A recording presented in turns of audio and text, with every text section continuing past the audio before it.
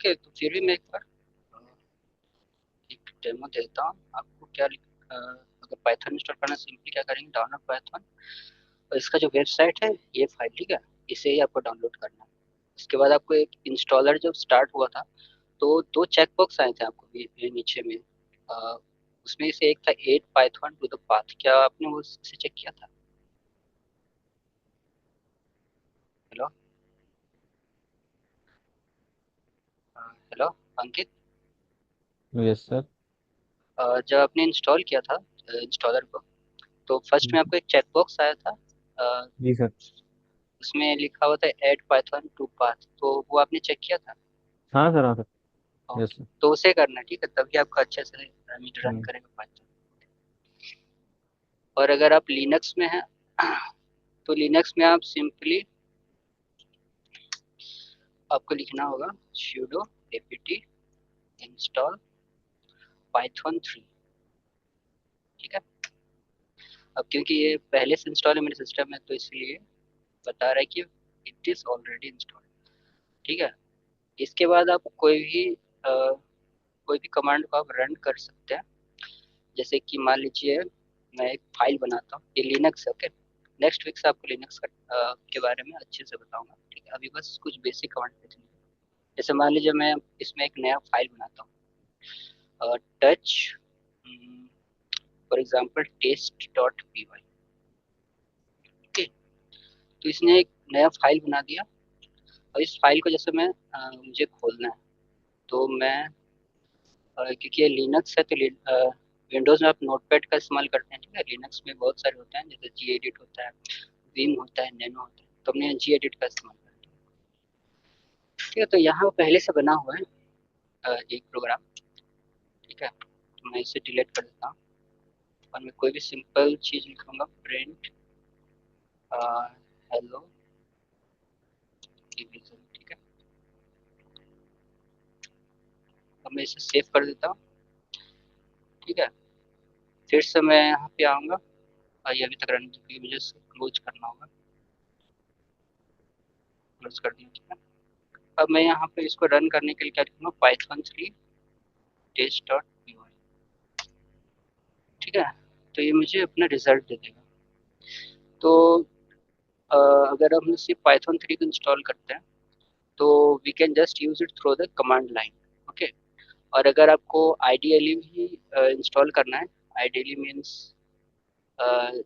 ये पाइथन का एक आईडी होता है डिफ़ॉल्ट। विंडोज़ में तो जब आप इंस्टॉल करते हैं तो आपको दोनों ही इंस्टॉल हो जाता है, पाइथन सिस्टम पे भी हो जाता है और इसका आईडीएलए भी इंस्टॉल हो जाता है, ठीक है। लेकिन लिनक्स में आपको दोनों को अलग अलग इंस्टॉल करना होगा, ठीक है। आपने एपीटी इंस्टॉल पाइथन 3 किया तो आपके सिस्टम पाइथन इंस्टॉल हो गया, लेकिन आइडियली को भी इंस्टॉल करने के लिए आपको लिखना होगा sudo apt इंस्टॉल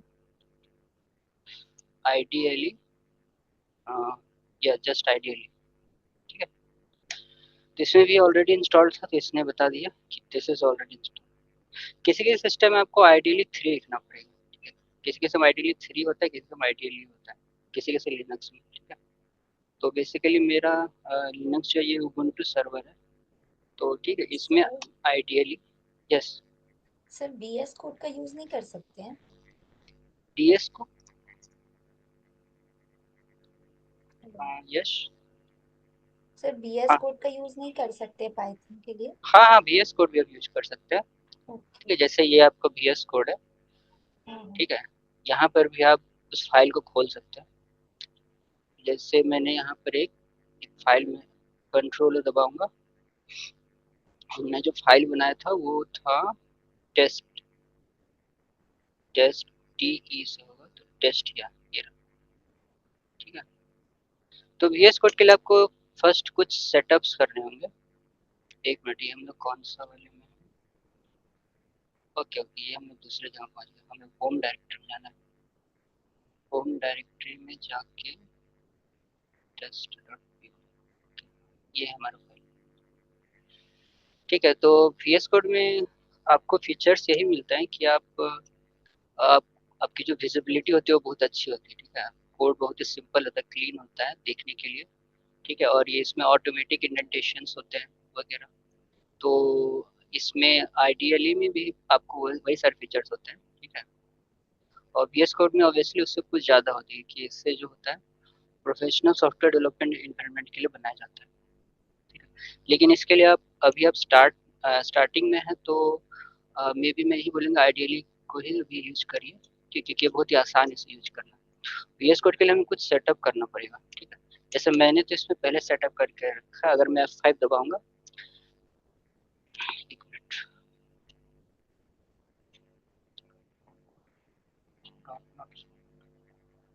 अभी कुछ प्रॉब्लम आ गई है, एक मिनट, फिर से खोलता हूँ उस फाइल को, test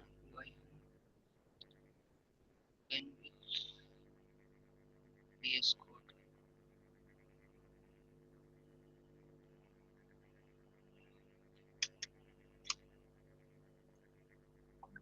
code runner dot not found, okay, ठीक है। तो इसके लिए आपको क्या है ना, एक, और ये दिस इज रेस्ट्रिक्टेड मोड है, तो रेस्ट्रिक्टेड मोड मुझे हटाना पड़ेगा। ट्रस्ट कर देता हूँ, ट्रस्ट, हाँ ठीक है। हाँ, तो एक्चुअली में क्या था, वो पहले रेस्ट्रिक्टेड मोड में था, तो बाय द डिफॉल्ट जब भी VS कोड खुलता है तो रेस्ट्रिक्टेड मोड में होता है, तो आपको इसे ट्रस्टेड मोड में करना पड़ेगा। इसके बाद आपका कोड रन कर सकता है, ठीक है। ऐसा VS कोड इसलिए करते हैं क्योंकि आपके प्रोग्राम कुछ मेलिशियस कोड भी हो सकता है, तो बाय द वे अगर आपको रन आई मीन आपने रन कर दिया और सिस्टम को नुकसान पहुंचा सकता है, इसलिए बाय डिफॉल्ट ये रेस्ट्रिक्टेड मोड में। तो मैं बोल रहा था कि VS कोड अगर आप खोलते हैं तो आपको इसे सेट करना होता है, ठीक है। मतलब जब आप इसे रन करेंगे तो कौन सा कमांड एग्जीक्यूट होगा, ठीक है, क्योंकि नॉर्मली आपको इसके लिए जब आप इसमें जैसे अभी इस कोड को रन करने के लिए हम लोग यूज कर रहे हैं कोड रनर, ठीक है। कोड रनर को इसमें इंस्टॉल करना पड़ता है। अ, ये एक्सटेंशंस है, यहाँ पे एक्सटेंशंस पे जाएंगे और यहाँ पे आप लिखेंगे कोड रनर, कोड रनर, ठीक है। ये आपका कोड रनर है, ठीक है। इससे आप कोई भी प्रोग्राम्स जो आप बनाते हैं C++, जावा, पाइथन, ठीक है, इन सब का कोड को आप रन कर सकते हैं। ये ऑलरेडी इंस्टॉल्ड है, तो इसीलिए इसमें इंस्टॉल का ऑप्शन नहीं दिख रहा है, ठीक है। तो इसे आपको इंस्टॉल करना पड़ेगा, और उसके बाद आपको एक और चीज़ सेट करना पड़ेगा कि जब आप कोड रनर को रन करोगे तो कौन सा कमांड एग्जीक्यूट होगा, ठीक है। तो यहाँ पर तो हम लोग रन कर रहे हैं तो ये चीज़ आ जा रहा है, ये पाइथन का आइडियली है, तो ये कैसे आ जा रहा है, तो इसके लिए हम लोग को ना इसमें कोड रनर के कमांड्स को एडिट करना पड़ेगा। कोड रनर से कमांड्स को एडिट करने के लिए हम लोग क्या करेंगे, हम लोग सेटिंग्स में जाएंगे और सेटिंग्स में हम लोग लिखेंगे code runner, code runner dot JSON, code runner या एग्जीक्यूटर मैप, यही है। तो कोड रनर एग्जीक्यूटर मैप जो है, इसमें हमें जाना होगा, और इसमें जा करके जो कोड रनर जब भी आप किसी भी कोड को रन करते हैं तो बाय डिफॉल्ट एक कौन से कोड को एग्जीक्यूट करता है, ठीक है, तो वो हमें देखना होगा। तो जैसे ये हमारा कोड रनर का डॉट जेसन फाइल है, ठीक है। तो इस जेसन फाइल में हर एक प्रोग्राम के लिए कौन सा कोड एग्जीक्यूट होगा जब हम लोग रन बटन प्रेस करते हैं, ठीक है, तो वो इसमें लिखा हुआ है। तो इसमें जैसे देखिए हम लोगों ने पाइथन है ना, पाइथन, पाइथन कहाँ पे है, ये रहा पाइथन। तो पाइथन को हम लोगों ने पहले से ही चेंज कर दिया, बाय डिफॉल्ट यहाँ पे पाइथन 3 स्पेस फाइल नेम रहता है, ठीक है। लेकिन हम लोग ने इसे चेंज किया क्योंकि हम चाहते हैं कि जब हम F5 बटन दबाए तो ये पाइथन का आइडियली के थ्रू रन करे, ठीक है। अगर मैं इसे पाइथन 3 कर दूंगा तो फिर ये सिंपल पाइथन का जो सिस्टम है उसके थ्रू एग्जीक्यूट करेगा, ठीक है। तो ऐसे आप VS कोड को ऐसे सेट कर सकते हैं।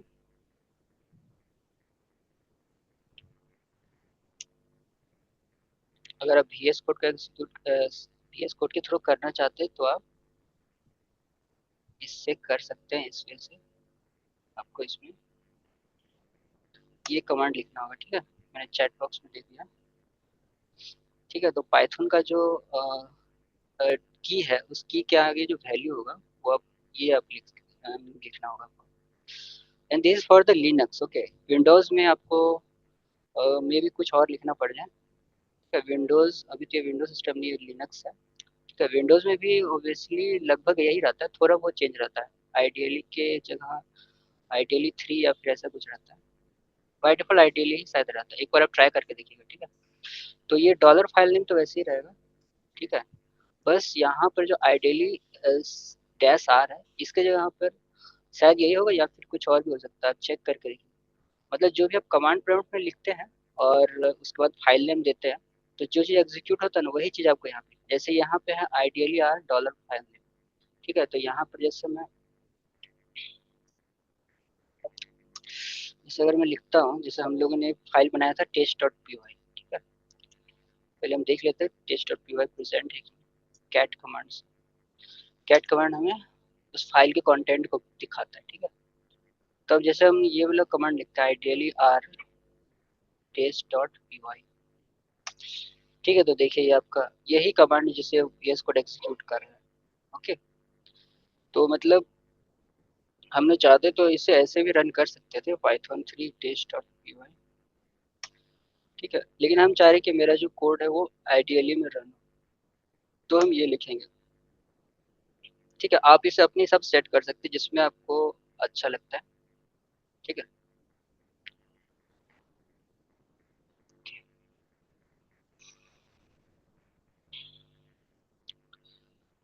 ओके, एक और चीज, आपको मैंने कल नोट्स नहीं दिया था, अभी मैं नोट्स अटैच कर देता हूँ आपके चैट बॉक्स में, आप डाउनलोड कर लीजिए।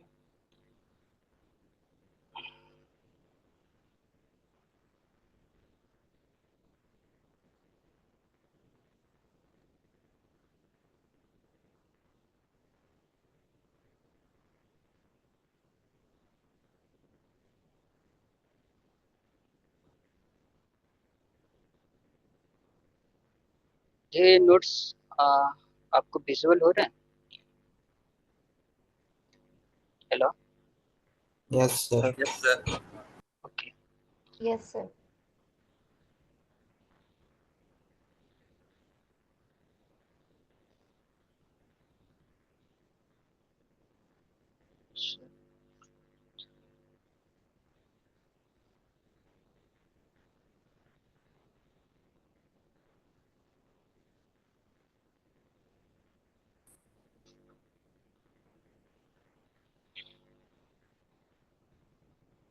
ओके, ठीक है। ये आज तक का नोट्स मैंने दे दिया, ठीक है।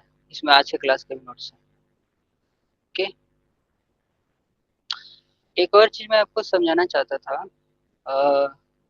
जैसे आप अ, अगर आप लिनक्स के यूजर हैं, पाइथन के यूजर हैं, तो आई मीन सॉरी विंडोज के यूजर हैं, तो फिर कोई दिक्कत नहीं है। अगर आप लिनक्स के यूजर हैं, ठीक है, तो जैसे आप इसे जब खोलते हैं ना, ठीक है, जैसे आप यहाँ पे क्लिक करते हैं पाइथन के आइडियली पे, तो बाय डिफॉल्ट ये जो भी फाइल्स को क्रिएट करता है ना, ये स्लैश होम स्लैश अविनव, मतलब ये लिनक्स का होम डायरेक्टरी है, ठीक है। लिनक्स के होम डायरेक्टरी में ये सारे फाइल को क्रिएट करता है।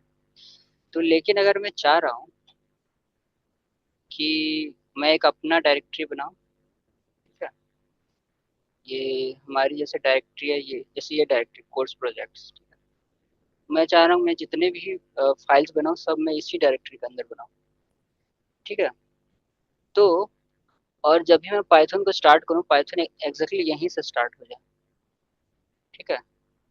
तो इसके लिए हम लोग एक सिंपल सा स्क्रिप्ट बना सकते हैं कि उस स्क्रिप्ट को ऐसे हम स्टार्ट करेंगे तो पाइथन जो है यहीं से स्टार्ट हो जाएगा, ठीक है। और हम अपना जो भी फाइल्स क्रिएट करना चाहते हैं, जो भी काम करना चाहते हैं, वो इसी डायरेक्टरी के अंदर होगा, ठीक है। तो जैसे ये एक स्क्रिप्ट है, ये स्टार्ट डॉट पी वाई, ठीक है। ये स्क्रिप्ट, इस स्क्रिप्ट में आपको क्या हो रहा है ना, किसने दो मॉड्यूल्स को इंपोर्ट किए हैं, एक ओएस है और एक सिस है, ठीक है।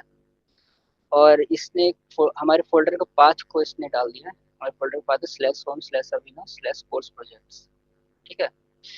इसके बाद ये क्या कर रहा है, os dot C H D I R eval sys dot A R G B one.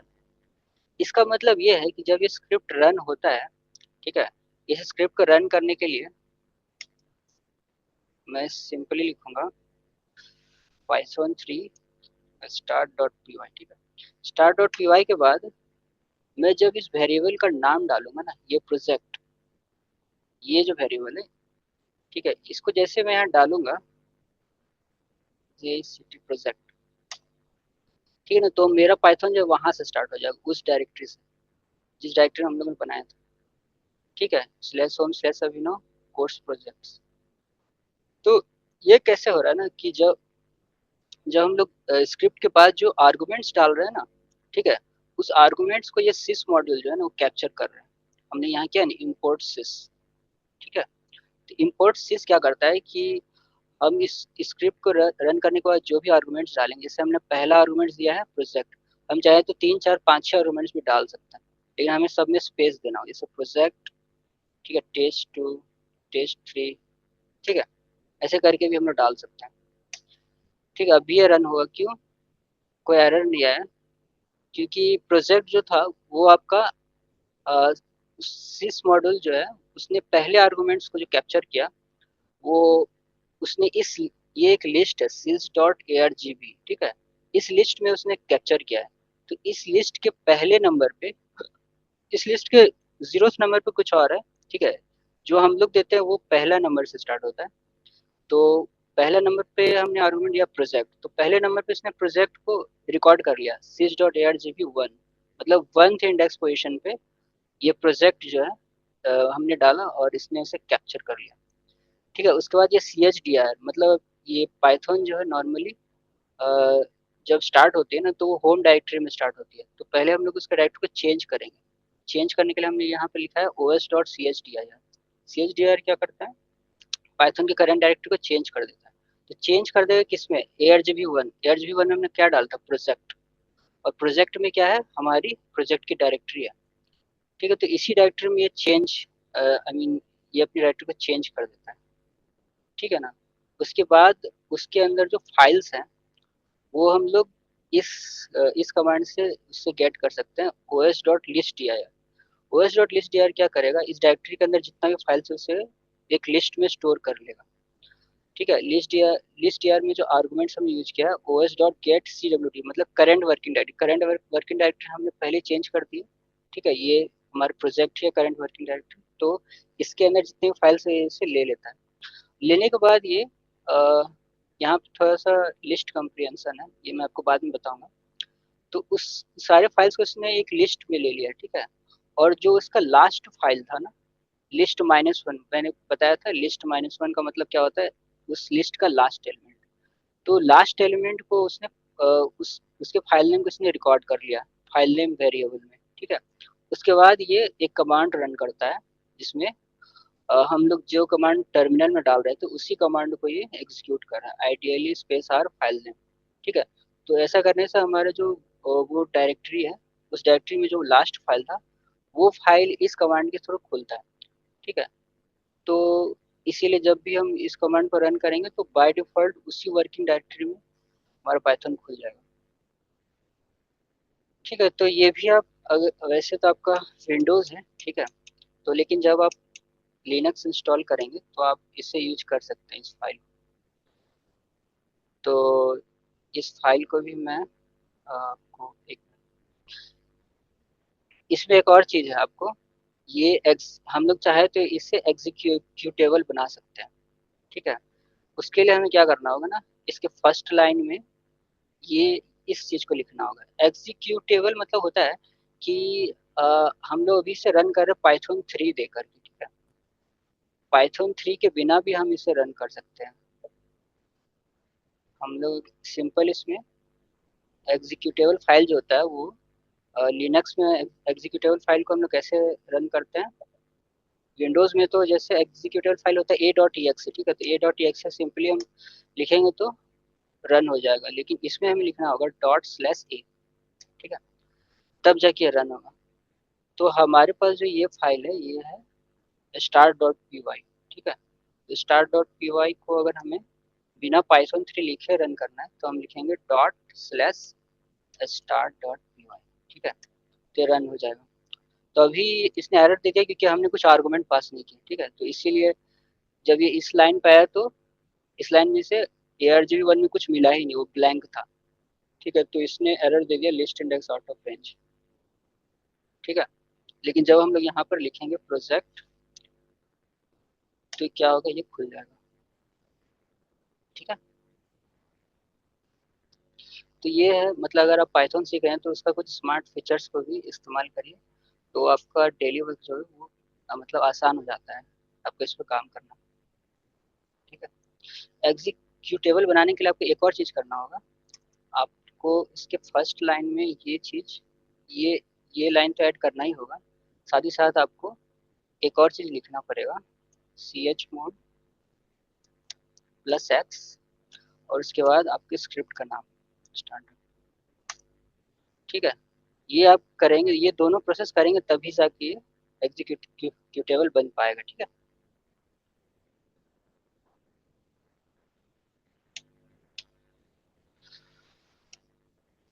Okay.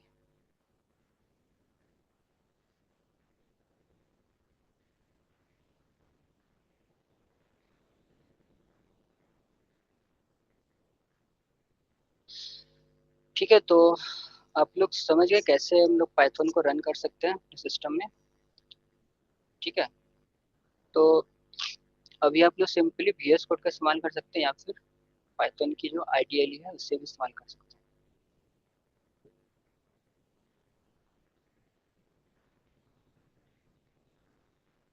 ठीक है। तो हम लोग इसमें अ, हम लोग अपने प्रोजेक्ट को खोलते हैं वहीं से, ठीक है। हम अपने डायरेक्टरी में इसको खोलते हैं, तो डायरेक्टरी में खोलने के लिए हम सिंपली टर्मिनल में जाकर के भी लिख सकते हैं, नहीं तो विंडोज़ और लिनक्स दोनों में एक शॉर्टकट होता है Alt+F2, ठीक है। Alt+F2 दबाने के बाद आप कोई भी कमांड को डायरेक्ट रन कर सकते हैं जो आप टर्मिनल में करना चाहते हैं, ठीक है। तो यहाँ पर हम लिख देंगे start.py, उसके बाद हम लिखेंगे PROJCT reset, ठीक है।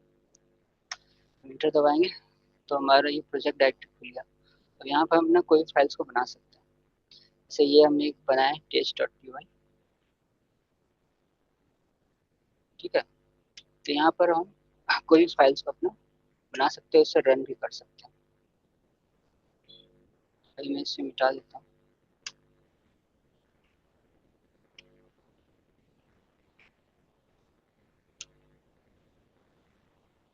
ठीक है।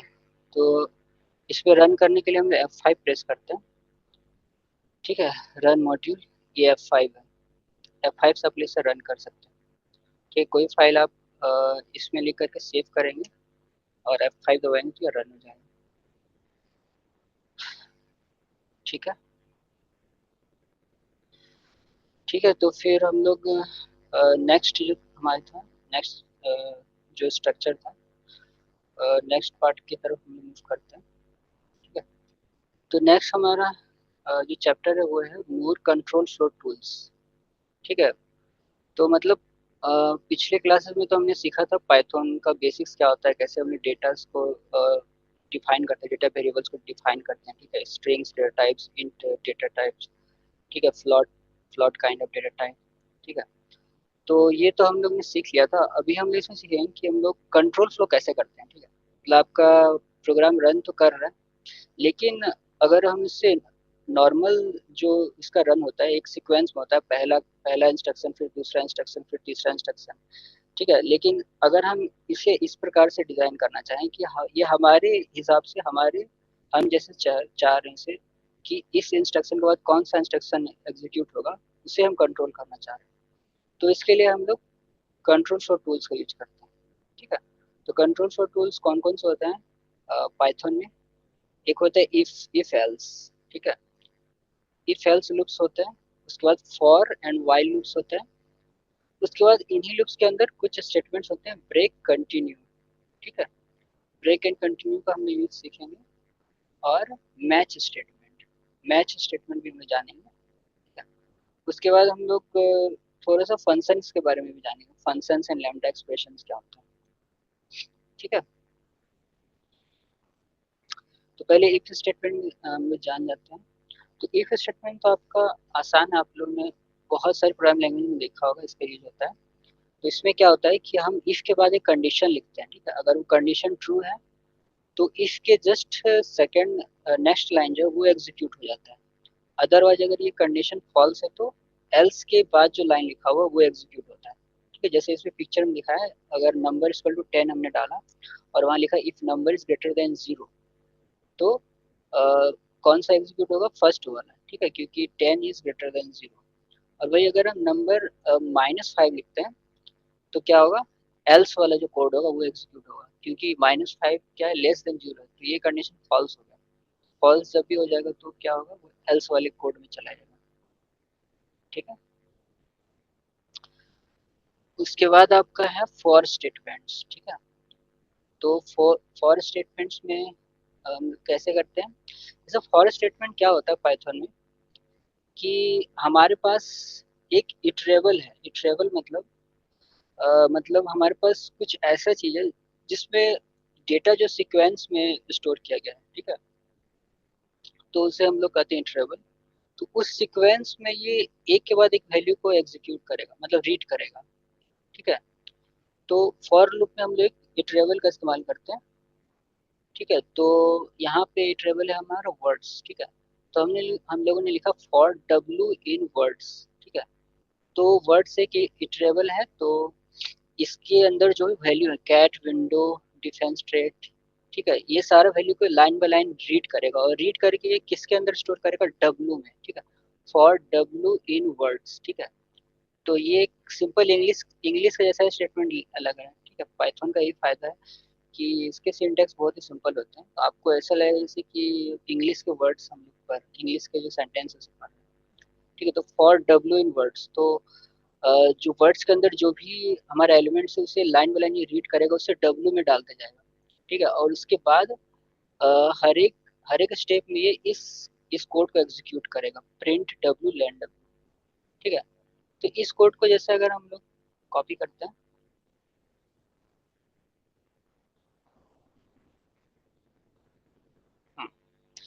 हम लोग कॉपी किया। ठीक है, और हम लोग ने यहाँ पे इसको पेस्ट कर देते हैं। ओ सॉरी, एक मिनट में, ये पीडीएफ में है तो मुझे इसे वर्ड में खोलना होगा। मैं वर्ड में खोल लेता हूँ इसको।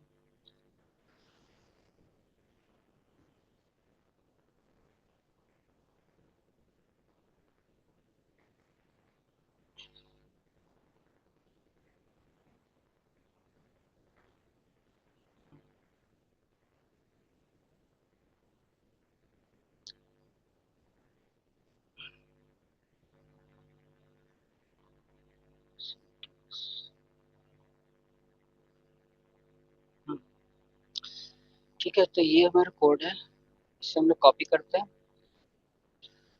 और इसे कॉपी करके हम डालते हैं यहाँ पे। ठीक है, तो एक इंडेंटेशन को भी इसने कॉपी कर लिया, तो हमें स्पेस दबाने की जरूरत नहीं पड़ेगी।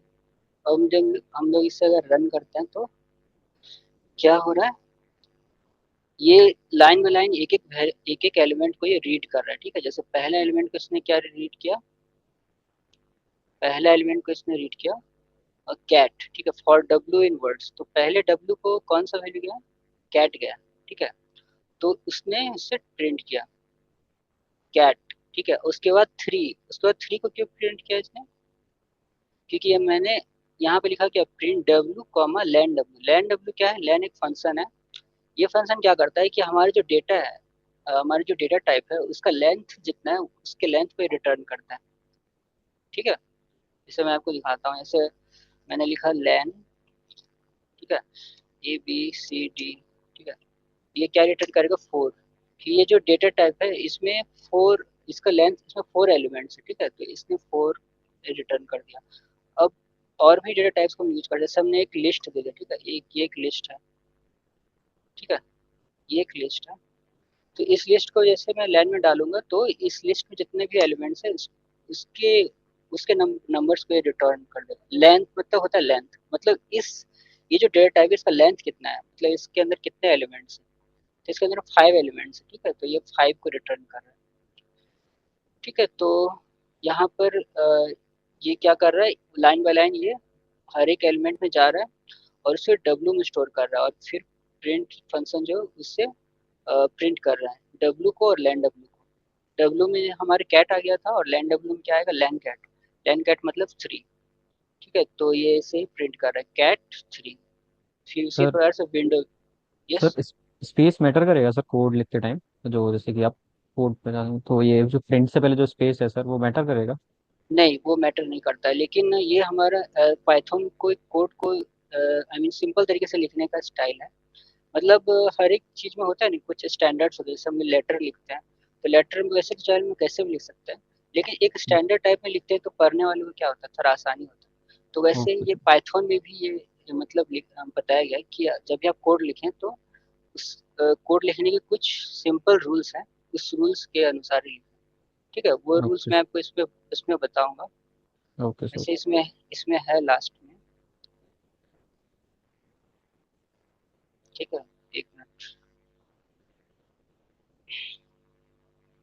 हम्म, यहाँ पे मैं आपको एक और फाइल्स को खोल देता हूँ।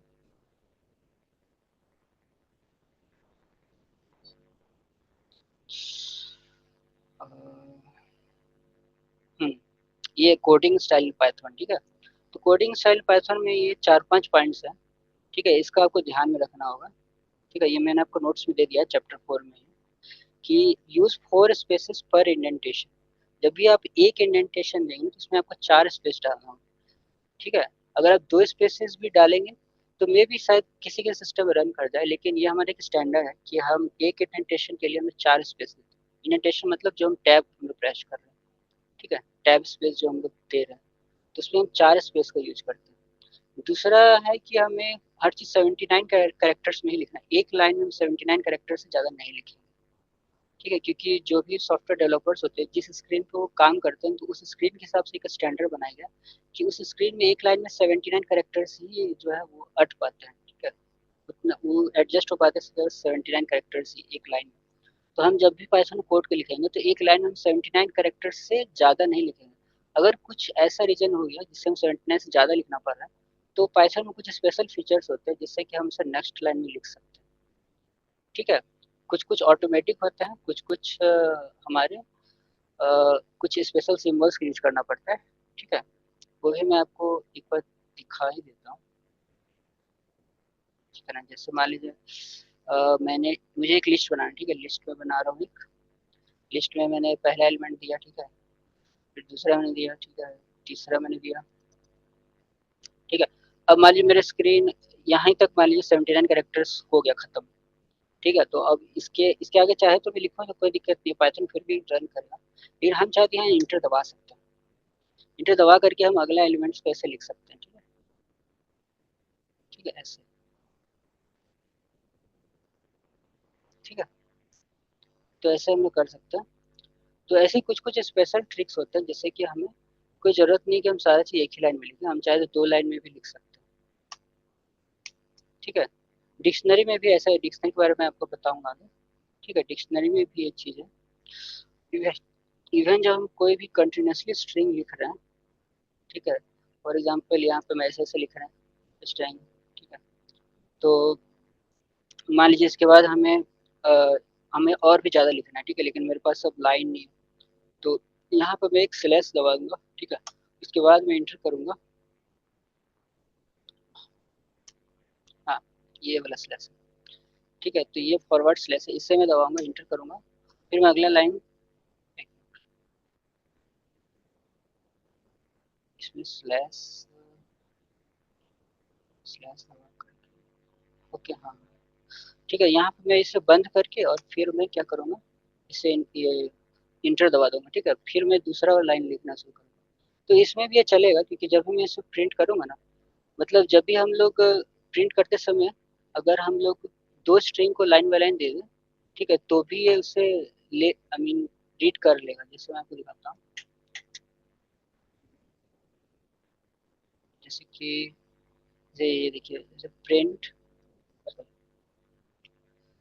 प्रिंट जैसे मैंने लिखा अभिनव, ठीक है,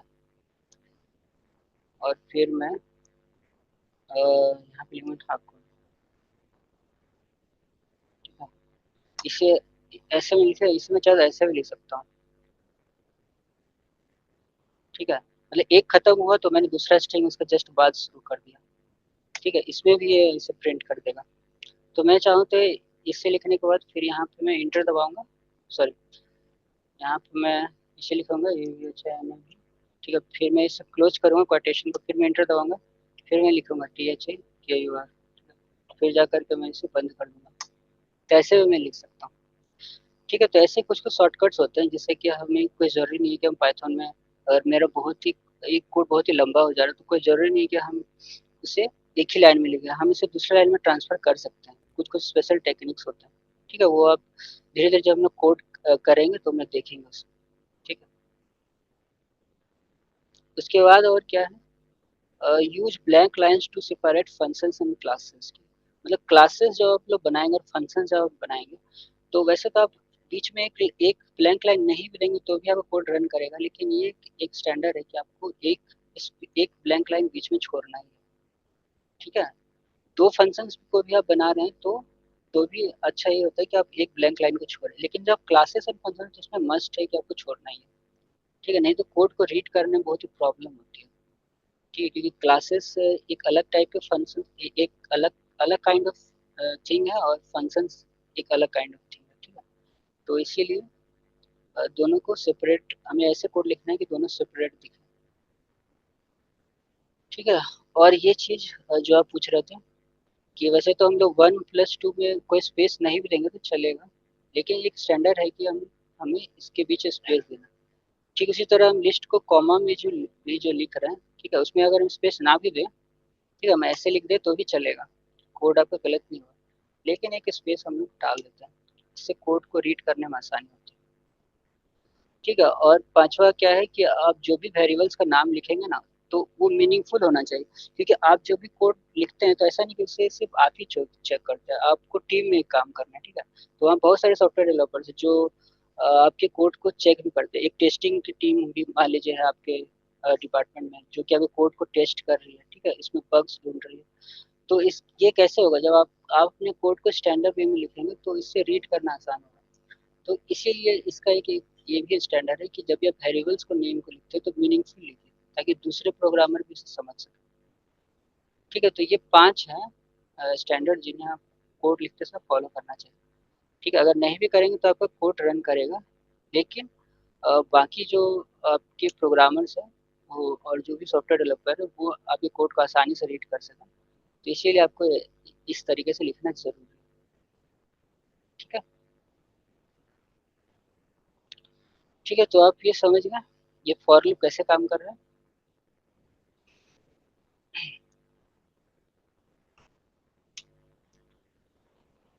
तो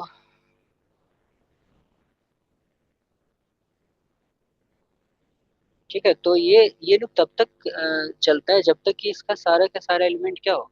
ये भी एक कंडीशनल लूप है, ठीक है। यहाँ हम जैसे फिगर में देख रहे हैं ये भी एक कंडीशनल लूप है। ये लूप तब तक एग्जीक्यूट होगा जब तक ये कंडीशन जो है ट्रू नहीं हो जाए। ट्रू मतलब लास्ट आइटम रिच्ड, ठीक है। इसमें भी एक कंडीशन लगा हुआ होता है फॉर लूप में, ठीक है। जो अगर आप पाइथन के बहुत ही जैसे डीप में जाएंगे, पाइथन में जिस प्रकार से डिज़ाइन किया गया है ना, तो उसमें उसमें ये जो उसमें जो कंडीशन जो लगाया गया है वो इस फॉर लूप का जो डिज़ाइन किया है वो इस बेस पर डिज़ाइन किया है कि वो इटरेटर को जो है रीड करता है, और जब तक उसका वैल्यू ख़त्म नहीं हो जाता ना तब तक वो इसे रीड करते करते ही रहता है, ठीक है। तो जब तक इसका ये लास्ट आइटम को रीच नहीं कर लिया तब तक इसका कंडीशन क्या होगा, फॉल्स होगा।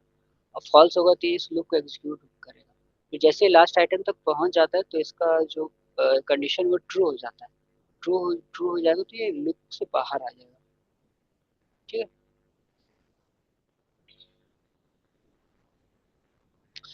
उसके बाद हमारा है रेंज फंक्शन, ठीक है। तो रेंज फंक्शन भी हमारा लूप्स में काफ़ी ज़्यादा काम आते हैं, ठीक है। मान लीजिए आपको एक प्रोग्राम बनाना है, ठीक है, जिसमें कि आपको एक से चलिए एक सिंपल ही प्रोग्राम बनाते हैं। हमें मान लीजिए प्रोग्राम बनाना है जिसमें कि हमें एक से लेकर के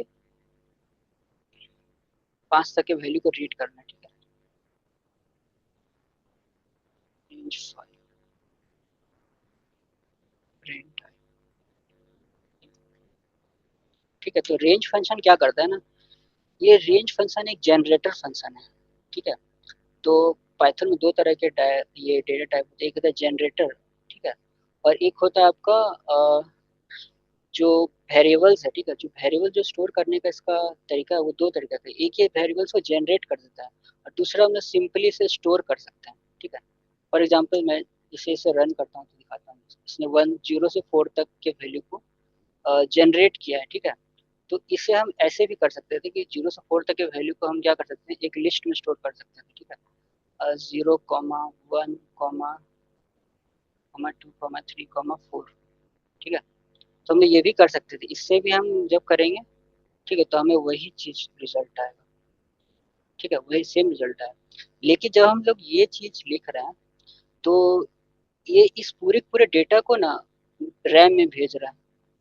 आपको मालूम है ना, जब भी कोई भी कोड एग्जीक्यूट होता है तो सबसे पहले क्या होता है, वो उसका जो डेटाज है वो सब रैम में जाता है, उसका प्रोसेसिंग स्टार्ट होता है। तो मान लीजिए अगर हमें 1 से 100 तक के नंबर्स को प्रिंट करना है तो 1 से 100 तक का डेटा को हमें स्टोर करना होगा और वो मुझे रैम में भेजना पड़ेगा, ठीक है। तो अगर जो एक्चुअल लाइफ के जो एप्लीकेशंस होते हैं उसमें तो करोड़ों डेटाज होते हैं, करोड़ों वैल्यूज हमें रीड करने पड़ सकते हैं। तो हम इसमें करोड़ों डालेंगे तो हमें रैम फिर क्रैश कर जाएगा, ठीक है, प्रोग्राम में रन नहीं कर पाएगा। तो इसी के लिए हमने जनरेटर का इस्तेमाल करते हैं। तो जनरेटर क्या करता है ना, इसके पास एक फॉर्मूला होता है, ठीक है। उस फॉर्मूला से नेक्स्ट नंबर को जनरेट करता है। जैसे हमने इससे कर दिया रेंज 1, 10, ठीक है, कॉमा 1। तो रेंज जो फंक्शन है ये हम पहला आर्गुमेंट जो हम देते हैं वो स्टार्ट है, मतलब रेंज को यहाँ से स्टार्ट करो और ख़त्म कब करना, जब ये 10 हो जाएगा तो इसे ख़त्म कर देना। और उसमें एक एक नंबर को जोड़ते रहना, ऐड करते रहना, ठीक है। जब तक तुम ऐड करते रहोगे तब तक करते रहो जब तक तुम लास्ट आइटम तक पहुँच नहीं जाए। लास्ट आइटम क्या है, 10 है, ठीक है। तो इससे हम प्रिंट करेंगे तो ये हमारा प्रिंट हो जा रहा है, ठीक है, 1 से लेकर 9 तक, ठीक है। तो जहाँ तक हमने लास्ट एलिमेंट दिया है उससे एक पहले ही जाएगा, ठीक है, उस एलिमेंट तक को ये रीड नहीं करेगा। तो ये क्या कर रही है, जनरेट कर रहा है। पहला वैल्यू जो हमने एक दिया ना, इसने रैम को एक ही भेजा, उसके बाद अगला वैल्यू कैसे निकाल रहा है, उसमें स्टेप को जोड़ दे रहा है। ये जो स्टेप, इससे हमें स्टेप करते हैं, ठीक है। रेंज को जब आप लोग फंक्शन, किसी भी फंक्शन के बारे में जानना है तो आप लिखोगे हेल्प, हेल्प के बाद आप लिखोगे रेंज, ठीक है। इसने बहुत लंबा लाइन जनरेट कर दिया। तो इस ये बोल रहा है आपसे कॉपी करिए और नोटपैड में जाके पढ़िए। तो नोटपैड में वैसे मैं इस पर भी डबल क्लिक करूँगा तो शो हो जाएगा, लेकिन उससे थोड़ा आइडियली कोई हैंग होने का प्रॉब्लम रहता है, ठीक है। तो मैं इसे नोटपैड में ले जाता हूँ, ठीक है। तो ये हमारा रेंज फंक्शन है, ठीक है। तो रेंज फंक्शन में नहीं तो मैं इसे आपको यहीं से यहाँ से आपको बड़ा में दिखा। तो यहाँ ये हमारा रेंज फंक्शन, तो रेंज फंक्शन का हम हेल्प में जब आप करेंगे तो आपको इसका पूरा रेंज से रिलेटेड जितना भी चीज़ है सब कुछ बता देगा, ठीक है, पूरा पूरा हेल्प आपको दे देगा। तो ये जैसे रेंज के बारे में बोल रहा है कि रेंज जो फंक्शन है, ठीक है, वो दो तरह के आर्गुमेंट्स को लेता है। एक, अगर आप इसमें सिर्फ स्टॉप डालेंगे, ठीक है, तो वो स्टार्टिंग से लेके स्टॉप तक वो स्टॉप के वैल्यू को वो जनरेट करेगा, ठीक है, और स्टेप को ऑटोमेटिकली 1 लेगा। ये एक तरह का चीज़ है, ठीक है। जैसे अगर आप यहाँ पर सिर्फ लिखते हैं प्रिंट लिस्ट, लिस्ट मतलब जो भी हमने किया उसे लिस्ट में कन्वर्ट कर देगा। रेंज 10, ठीक है। आप रेंज को दो तरीके से कॉल कर सकते हैं, एक सिर्फ रेंज और वैल्यू। वैल्यू सिर्फ एक वैल्यू लेंगे तो ऑटोमेटिकली उससे स्टॉप मानेगा, ठीक है। स्टॉप मतलब बाय डिफॉल्ट ये 0 से स्टार्ट करेगा और स्टॉप कर जाएगा कहाँ, 10 पर। और जैसे मैंने बताया ये लास्ट वैल्यू को नहीं पढ़ता, उससे एक पहले तक जाता है, तो 9 तक के वैल्यू को इसने दिखा दिया, ठीक है। और दूसरा जो है इसका क्या है, रेंज स्टार्ट स्टॉप स्टेप, ठीक है, मतलब आप कहाँ से स्टार्ट करना चाहते हैं, कहाँ पे स्टॉप करना चाहते हैं और कहाँ कितने स्टेप आप लेना चाहते हैं, ठीक है। तो वही चीज़ का हमने यहाँ पे इस्तेमाल किया था। स्टार्ट हमने 1 से किया था, ठीक है, स्टॉप 10 पे और स्टेप 1। तो ये इस वैल्यू को फॉर्मूला से जनरेट कर रहा है, मतलब पहले इसने 1 लिया, उसमें फिर एक एक के जोड़ते जा रहा है, जोड़ते जा रहा है। तो रैम को ये 1 से 10 तक का वैल्यू को डायरेक्ट नहीं भेजेगा, ये सिर्फ पहले वैल्यू को भेजेगा और दूसरे वैल्यू को कैलकुलेट करके निकालेगा, ठीक है। तो यही एडवांटेज है जनरेटर का। कि जब भी आप कोड कोड जब लिखते हैं तो उसमें जनरेटर का इस्तेमाल करते हैं, तो आपका कोड जो है ना कम स्पेस लेता है मेमोरी में, कम स्पेस लेता है। ठीक है, जो मैंने आपको कई बार बताया भी था कि आपको जो प्रोग्राम बनाना है वो ऐसे बनाना है कि कम टाइम में वो रन करे और कम स्पेस में, कम मेमोरी में। ठीक है, वो आपके डीएसएम आ जाता है कि हम लोग जो कोई भी कोड को लिखते हैं, स्मार्ट कोड को लिखते हैं, ताकि ये जो कोड है वो इससे हमारा क्या सॉफ्टवेयर बनता है। वो सॉफ्टवेयर आप कहीं न कहीं मोबाइल पे, कंप्यूटर पे चला रहे हैं, तो अगर वहाँ पर ये कोड स्लो हुआ या फिर बहुत ज़्यादा रैम खा रहा है, तो आपको कोड का कोई वैल्यू नहीं, कोई भी इसे खरीदेगा नहीं। तो इसीलिए ये सब कॉम्पिटिटिव कोडिंग में जाता है। आपको ऐसे कोड लिखना है कि वो कम समय में रन करे और कम मेमोरी स्पेस यूज़ करे। तभी आप एक अच्छे डेवलपर हो सकते हैं और आपकी डिमांड आईटी इंडस्ट्री में ज़्यादा हो। ठीक है, तो आपको कॉम्पिटिटिव कोडिंग भी सीखना हो कि आपके कोड को कैसे आप डिज़ाइन करेंगे कि वो कम समय में रन करे और कम मेमोरी स्पेस का इस्तेमाल करे। ठीक है, तो वो मैं आपको डीएसए में पढ़ाऊँगा। ठीक है, तो ये इसका एक एग्जांपल है। तो ये होता है जनरेटर, मतलब ये सारी चीज़ को जनरेट कर रहा है। ये स्टोर करके नहीं भेज रहा है, ये नेक्स्ट वैल्यू को जस्ट जनरेट कर रहा है। ठीक है? तो रेंज फंक्शन आपका क्लियर हो गया, हम रेंज का कहाँ यूज़ करेंगे। ठीक है? अब जैसे मैंने यहाँ पे स्टेप दे दिया इसको 2। ठीक है? तो 2 जब मैंने स्टेप दे दिया तब अब मैं इसे रन करूँगा। ठीक है? तो ये 2-2 का स्टेप करते हैं बेचारा, मतलब सब में 2-2 जोड़ रहा है। पहले इसने 1 को लिया, 1 में 2 जोड़ा 3, 3 में 2 जोड़ा 5, 5 में 2 जोड़ा 7, 7 में 2 जोड़ा 9। कब तक ये जाएगा? जब तक 10 से पहले वाला वैल्यू नहीं आ जाए। ठीक है? अगर मैं इसमें कर दूँगा 4, ठीक है? 4 कर दूँगा तो ये 4-4 का स्टेप लेगा। ठीक है? 1 में 4 जोड़ा 5, 5 में 4 जोड़ा 9। ठीक है? तो इस प्रकार से रेंज हमारा काम कर रहा है। ठीक है? उसके बाद आपका क्या आ जाता है, ब्रेक एंड कंटिन्यू। तो ब्रेक एंड कंटिन्यू का हम लोग कहाँ पे इस्तेमाल करते हैं कि मान लीजिए हम लूप को चला रहे हैं, ठीक है? तो लूप को चलाते समय हमारे बीच में कोई कंडीशन आया, जहाँ पे हम चाह रहे हैं कि वो उस लूप के नेक्स्ट वाले कोड को एग्जीक्यूट नहीं कर दे, बल्कि उसे छोड़ करके फिर से वो नेक्स्ट वाले अपने इटरेशन में चला जाए। ठीक है? जैसे कि उम, जैसे कि मान लीजिए पिक्चर में ही देखते हैं। ठीक है? ये पिक्चर में जैसे क्या लिखा हुआ है, students equal to Aston, Jack, Rose, ये सारे स्टूडेंट के नाम है। ठीक है? और सब में हम लोग इटरेट कर रहे हैं line by line for any students.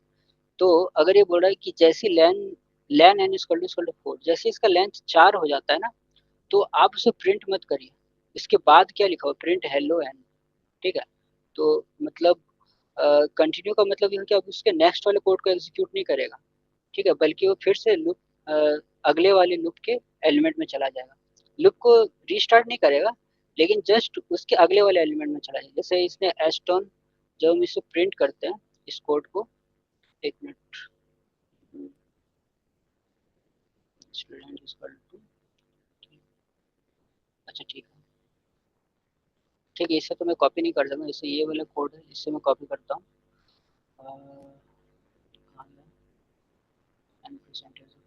ठीक है, ये वाले कोड को मैं कॉपी करता हूँ। ये कोड हमारे कहाँ पे है,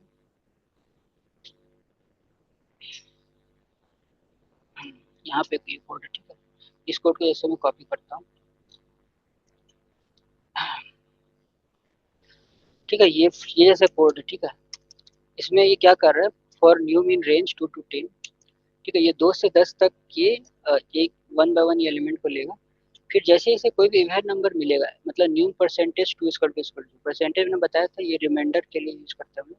मतलब न्यू को 2 से डिवाइड करेंगे तो रिमाइंडर 0। ठीक है, तो और ये डबल इक्वल टू का साइन क्या है, ये कंडीशनल है, ये कंडीशन को चेक करता है। ठीक है, अगर सिंगल इक्वल जब देते हैं तो वो क्या चेक करता है पाइथन, वो असाइन कर देता है वैल्यू। जैसे कि मैंने यहाँ पे लिखा ए इक्वल टू 4। ठीक है, तो ये सिंगल इक्वल में वो उस वैल्यू को असाइन कर देता है, ए के वैल्यू को 4 कर देगा। लेकिन जब मैं लिखूंगा ए डबल इक्वल टू 5, तब ये क्या करती है, कंडीशन हमें बताता है कि ए क्या 5 के इक्वल है या नहीं। अगर इक्वल है तो ट्रू कर देगा। ठीक है, और अगर अगर नहीं है तो फॉल्स कर देगा। जैसे मैं ए डबल इक्वल टू 4 करूंगा तो ट्रू ट्रू बताएगा, क्योंकि ए का वैल्यू ये 4 है। ठीक है, लेकिन ए डबल इक्वल टू 5 कर दिया तो फॉल्स बताएगा, क्योंकि ए का वैल्यू 4 है और 4 5 के बराबर नहीं है। ठीक है। तो डबल इक्वल टू का हम लोग कंडीशन के लिए यूज करते हैं। तो जैसे इसे कोई भी इवन नंबर मिलेगा ये प्रिंट कर देगा, ठीक है। और उसके बाद ये कंटिन्यू कर देगा, मतलब इसके नेक्स्ट वाला जो स्टेटमेंट वो क्या है, फाउंड एन ऑड नंबर, ठीक है। मतलब इस स्टेटमेंट के प्रिंट ही नहीं करेगा क्योंकि पहले ही इसने इवन नंबर को फाइंड कर दिया, ठीक है। तो ये ऑड नंबर को प्रिंट करेगा तो वो गलत हो जाएगा, ठीक है। तो इस प्रोग्राम को इसी प्रकार से डिजाइन किया गया कि केवल इवन नंबर को ही प्रिंट करे और उसके बाद ये कंटिन्यू कर दे, मतलब फिर से ये अगले वाले नंबर में चले जाए। जैसे मैं इसे रन करता हूँ, ठीक है। तो पहले क्या हुआ, ये फाउंड इवन नंबर 2। तो जब ये स्टार्ट हुआ लूप, तो लूप का पहला एलिमेंट इसे क्या मिला, 2। 2% 2 इक्वल टू 0, ये करेक्ट है। तो इसने प्रिंट फाउंड इवन नंबर इसने प्रिंट कर दिया। उसके बाद का स्टेटमेंट क्या था, प्रिंट फाउंड ऑड नंबर। ये ऐसा भी लिख सकता था, प्रिंट फाउंड ऑड नंबर 2। अगर ये इसके बाद वाले स्टेटमेंट को अगर एग्जीक्यूट करता ना, तो यहाँ पर हमारा क्या प्रिंट हो जाता है, प्रिंट फाउंड ऑड नंबर 2, ठीक है, जो कि गलत हो जाता है। इसीलिए यहाँ पर कंटिन्यू कर दिया गया कि अगर ऐसा होता है तो आप एक बार अपनी इवन नंबर को प्रिंट कर दिया तो अब उसी को आप ऑड मत बताइए, आप अगले वाले नंबर पर चले जाइए, ठीक है। तो वही चीज़ें कर रहा है। तो कंटिन्यू में क्या होता है कि जो हमारा लूप है मतलब वो क्या होता है, अपने नेक्स्ट वाले एलिमेंट पे चला जाता है without executing rest of the codes which is below the continue statement, okay. और इसके बाद हमारे एक और कौन सा स्टेटमेंट है, ब्रेक, ठीक है। तो उसके बाद हमारे क्या है,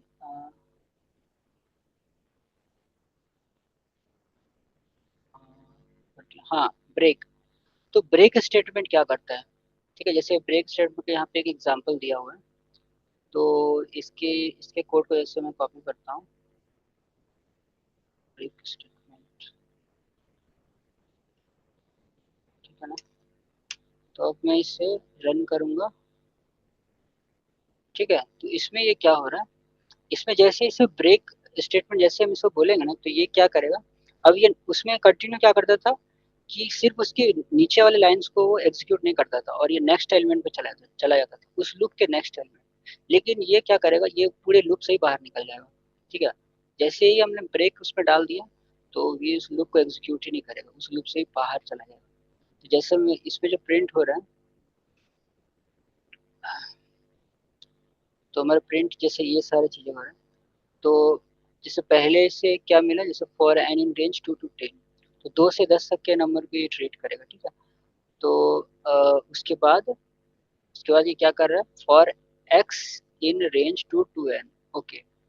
तो पहला एलिमेंट इससे क्या मिला, n इक्वल टू 2 मिला, और फिर इसने एक और लूप को स्टार्ट किया, for x in range 2 to n। तो 2 to n, n का मतलब क्या है, 2 है, ठीक है। तो यहाँ पे ये लूप है, इस लूप को ये बनाएगा ही नहीं क्योंकि ये बोल रहा है 2 से स्टार्ट करो, 2 पे ही खत्म कर दो। तो यहाँ पर तो ये लूप एग्जीक्यूट ही नहीं होगा, ठीक है। तो ये नेक्स्ट में चला जाएगा, 3 में चला जाएगा, ठीक है। तो यहाँ पर ये लूप स्टार्ट ही नहीं होगा, तो ये फिर ये अगले वाले एलिमेंट पे चला जाएगा, अगले एलिमेंट से 3 मिलेगा, for x in range 2 to 3। 2 to 3 जब ये करेगा तो इससे क्या मिलेगा, पहला नंबर 2 मिलेगा, ठीक है। और लास्ट वाला से एक पहले तक जाना है तो इसीलिए 2 तक ही जाएगा, और 2 के बाद आगे नहीं जाएगा। तो 2 जब इसमें आएगा तो यहाँ पर होगा if 2% x double equal to 0, ठीक है, जो कि ट्रू है। तो ये प्रिंट कर देगा व्हाट, एक मिनट, और एक्स इन रेंज 2 से 3, ठीक है। तो इफ n परसेंटेज एक्स, ओ एक्स है यहाँ पे, ओके ओके ओके, सॉरी।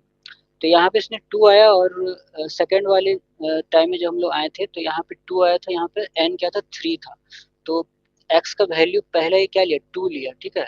और n का जो वैल्यू था वो क्या हो गया था, n इसमें n का वैल्यू, एक minute, for n in range 2 to 10, ठीक है। 2 to, हाँ, n का वैल्यू इसमें 3 था, तो 3% 2 डबल इक्वल टू 0, ये फॉल्स हो जाएगा। तो इससे ये एग्जीक्यूट नहीं करेगा, ठीक है। तो उसके नेक्स्ट वाले एलिमेंट में जाएगा, नेक्स्ट वाला एलिमेंट क्या हो जाएगा, इसका 4 हो जाएगा। तो 4 में जब ये जाता है तो इसके बाद ये 2 से 4 तक को एग्जीक्यूट करेगा, तो 2 यानी कि इसमें आएगा 2 और 3, ठीक है। 2 और 3 आएगा, तो पहले जो x का वैल्यू है इससे 2 करेगा, ठीक है। और फिर इसका एन का वैल्यू ऑलरेडी हमारा क्या हो गया है, 4 हो गया, तो 4% 2 इक्वल टू 0, तो यहाँ पर ये कंडीशन ट्रू हो जाएगा, तो इसीलिए यहाँ पर 4 को प्रिंट कर रहे हैं, ठीक है। 4 equals this x into n double divide x, ठीक है, तो इसीलिए इसने इसे प्रिंट कर दिया। उसके बाद ये आगे के लूप को एग्जीक्यूट ही नहीं करेगा, ये इनर लूप से बाहर निकल जाएगा। ब्रेक जैसे हम लगा दिया ना, तो ब्रेक का मतलब है कि अब इस लूप के आगे वाले एलिमेंट्स को आप एग्जीक्यूट मत करिए, इससे बाहर निकल जाएंगे, ठीक है। तो इस इनर लूप से बाहर निकल जाएगा तो फिर से आउटर लूप में चला जाएगा, तो फिर से 4 के बाद हमारे क्या आ जाएगा, 5 आ जाएगा, तो ऐसे ऐसे कर करके ये एग्जीक्यूट हो रहा है, ठीक है। यहाँ पे एक और चीज़ है, ये मैंने आपको नहीं बताया था, फॉर्मेटेड स्ट्रिंग, ठीक है। फॉर्मेटेड स्ट्रिंग क्या होता है कि फॉर एग्जांपल हमारे पास एक वैल्यू है a इक्वल टू 25 मान लीजिए, ठीक है, ठीक है, और हमें जो है, हमें मान लीजिए एक ऐसा लाइन लिखना है, the value of A is, ठीक है, ए इज जो भी ए का वैल्यू है, ठीक है, वो हमें लिखना है। तो यहाँ पर दो तरीके से कर सकते हैं, एक तो हम यहाँ पर कॉमा देंगे, ठीक है, और यहाँ पर हम लिख देंगे ए, ठीक है, तो ये जैसे हम करेंगे तो ये हमें प्रिंट करके देगा, द इसने द वैल्यू ऑफ ए को प्रिंट किया, उसके बाद जो ए का वैल्यू था उसको इसने प्रिंट कर दिया। लेकिन यहाँ एक दूसरा तरीका भी है कि हम लोग क्या करेंगे, इसे फॉर्मेटेड स्ट्रिंग के फॉर्म में हम लिखेंगे, मतलब इस कोटेशन का आगे हम एफ दबा देंगे, ठीक है। एफ दबाने के बाद क्या होता है कि जब करली ब्रैकेट के अंदर जो भी वैल्यू डालते हैं उस वैल्यू को एज एज इट इज नहीं प्रिंट करता है, जब बल्कि उसके अंदर जो वैल्यू होता है उससे प्रिंट करता है, ठीक है। तो देखिए इसने प्रिंट कर दिया the value of A is 25, ठीक है, तो इसने ए को एज एज इट इज नहीं प्रिंट किया, जबकि बल्कि इसके जो अंदर जो वैल्यू था ना इसने उससे प्रिंट किया, ठीक है। तो ये वहाँ पर बहुत ही काम आ जाता है। जैसे मान लीजिए आपको इस टाइप का लाइन लिखना है, जैसे मान लीजिए हमारे पास दो value a equal to 25, b equal to 56, ठीक है। तो अगर हमें इस टाइप का लाइन लिखना है ना, ए इज ए इज यहाँ पे एफ का यूज करेंगे, ए इज ए, ठीक है, एंड बी इज बी। तो इस प्रकार से जब हमें कोई भी स्टेटमेंट को लिखना होता है तो ये बहुत ही आसान हो जाता है, ठीक है। तो इस प्रकार से हम जब करेंगे, ठीक है, तो ए 25 और बी 56, ठीक है, तो ये हमारे प्रिंटिंग स्टेटमेंट को क्या करता है कि आसान बना देता है, कि फॉर्मेटेड टाइम में अगर हम लिखते हैं तो आसानी से उसको लिख सकते हैं, ठीक है। तो ब्रेक स्टेटमेंट क्या करता है, ये पूरे पूरे लूप से ही हमें आई मीन लूप से ही बाहर हो जाता है, ठीक है, ये आगे वाले एलिमेंट्स में जाता ही नहीं। और कंटिन्यू क्या करता है, कंटिन्यू पूरे लूप से बाहर नहीं जाता है, वो बस उसके नीचे वाले लाइन को एग्जीक्यूट नहीं करता है और फिर वो नेक्स्ट वाले एलिमेंट्स पे मूव कर जाता है, ठीक है। तो यही होता है ब्रेक एंड कंटिन्यू में अंतर,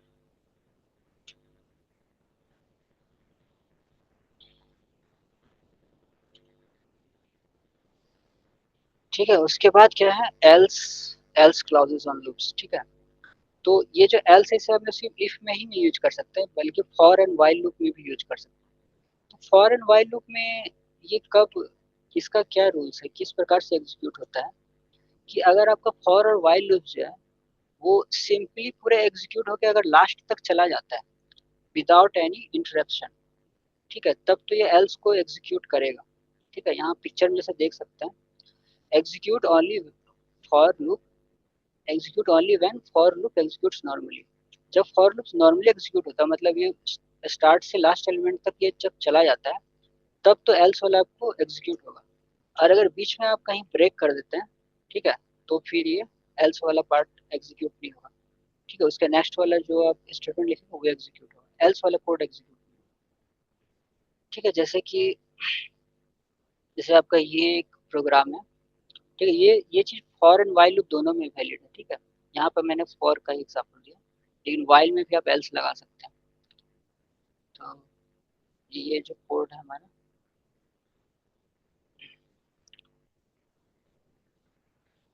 ठीक है, इस कोड को जैसे हमने कॉपी किया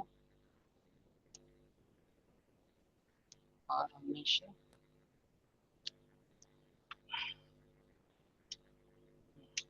कर दिया। तो ये जो कोड क्या है, ये प्राइम नंबर को फाइंड करता है, ठीक है। तो इसे जैसे पहले मैं रन करके देख लेता हूँ, ठीक है। तो ये हमें बता रहा है कि कौन सा नंबर प्राइम है और कौन सा नहीं है, ठीक है। तो इसके लिए ये क्या कर रहा है, इसने एक फॉर लूप को स्टार्ट किया, मतलब 2 से 10 के बीच जो जितने भी प्राइम नंबर है इसे फाइंड करने के लिए इसने यूज किया, ठीक है। तो 2 से 10 तक इसे जो भी प्राइम नंबर्स मिले उसे प्रिंट कर रहा है। तो ये कैसे काम कर रहा है, for N in range 2 to 10, ठीक है। तो 2 से 10 तक मतलब 9 तक, 2 से 9 तक ये जाएगा, ठीक है। और पहला एलिमेंट जैसे इसका क्या आएगा, 2 आएगा, ठीक है। उसके बाद फिर ये एक इनर लूप स्टार्ट करता है। इनर लूप क्या करता है कि जो भी नंबर इससे मिला उस नंबर में 2 से n तक जाएगा, और मतलब 2 से उस नंबर के एक पहले तक ये जाएगा, ठीक है। तो मतलब ये चेक करेगा कि क्या उस नंबर से जो नीचे वाले जितने भी नंबर्स हो वो इससे डिविजिबल हैं। अगर डिविजिबल कहीं भी से मिल जाते हैं, ठीक है, तो ये बता देगा कि ये नंबर डिविजिबल है। जैसे इसने इसमें बता दिया था, 4 में बता दिया था 4 इक्वल्स टू, 4 जो था वो 2 से डिविजिबल था, ठीक है। तो इसने प्रिंट कर दिया और उसके बाद ये ब्रेक कर गया। तो जैसे ही इसने ब्रेक किया ना, तो ब्रेक करने के बाद फिर ये एल्स वाला लूप नहीं हुआ, ठीक है। एल्स वाला जो लूप है वो एग्जीक्यूट नहीं किया, ठीक है। उसके बाद ये नेक्स्ट वाले इटरेशन में चला गया, ठीक है। इसे आप इस प्रकार समझिए, जैसे मान लीजिए पहले इसने 2, पहले क्या प्रिंट किया, 2 इज अ प्राइम नंबर। तो पहले जैसे इसे 2 मिला था, ठीक है, तो 2 मिला था तो फिर एन का वैल्यू पहले 2 आया, फिर for x in range 2 to 2, ठीक है। तो जब 2 से 2 तक आया तो क्या हुआ, 2 से 2 तक तो फिर ये तो फॉर लूप स्टार्ट ही नहीं होगा, ठीक है ना। फॉर लूप स्टार्ट ही नहीं होगा मतलब फॉर लूप स्टार्ट हो गया लेकिन कोई वैल्यू ये मतलब एग्जीक्यूट नहीं हो पाएगा, ठीक है। तो तभी हम लोगों ने इस पे ब्रेक ब्रेक जैसा कुछ नहीं किया है, तो इसीलिए तभी ये एल्स एल्स क्लॉज को एग्जीक्यूट करेगा और प्रिंट कर देगा क्या, n is a prime number. तो इसीलिए 2 इज अ प्राइम नंबर इसने प्रिंट कर दिया, ठीक है। दूसरे बार में 3 जब आया तो फिर से 2 से 3 तक जाता है, यानी यानी कि 2 से स्टार्ट करेगा और 2 पे ही खत्म कर देगा, ठीक है। तो यहाँ पे ये जो है मतलब यहाँ पे क्या लिखेगा, 3% 2, मतलब 3 को भी ये चेक कर रहा है। तो 3 को भी जब चेक करेगा, 3 को चेक करने के लिए एक ही नंबर 2 है, ठीक है। तो उसको इसने चेक किया और इससे क्या हुआ, ये फॉल्स है, मतलब ये डिविजिबल नहीं है, ठीक है। तो ये क्या होगा, यहाँ पे ये ब्रेक हुआ ही नहीं। तो ब्रेक नहीं हुआ तो फिर से ये एल्स क्लॉज में चला गया, ठीक है। अगर आप इसे समझने के जैसे आप बड़े नंबर्स को लिए, जैसे कि हम ले रहे हैं 5 को, ठीक है। तो 5 में भी यही हो रहा है, 5 में ये 2 से लेकर के 4 तक के नंबर को लाइन बाय लाइन क्या कर रहा है, चेक कर रहा है। तो एक भी जो है वो 5 से डिविजिबल नहीं हुआ, तो मतलब एक भी बार क्या हुआ, ब्रेक मेरा एग्जीक्यूट नहीं हुआ, ठीक है ना। तो पूरा पूरा लूप मेरा कंप्लीट हुआ, तो लूप पूरा पूरा लूप कंप्लीट हो जाता तो मतलब वो एक भी नंबर से डिविजिबल नहीं हो रहा, तब ये एल्स क्लॉज को एग्जीक्यूट करता है। मतलब फॉर लूप के एग्जीक्यूट होने के दौरान अगर एक भी बार मतलब ये लास्ट तक नहीं गया, बीच में ही इसे ब्रेक स्टेटमेंट इससे अगर टर्मिनेट कर देता है, ठीक है, तो एल्स एग्जीक्यूट नहीं होगा। लेकिन जब फॉर कम्प्लीटली आपका इटरेट करेगा स्टार्टिंग से लास्ट तक, तब आपका एल्स जो कोड एल्स का कोड जो वो एग्जीक्यूट होगा, ठीक है। तो ये होता है एल्स क्लॉज, ठीक है। उसके बाद आपका क्या है, पास स्टेटमेंट।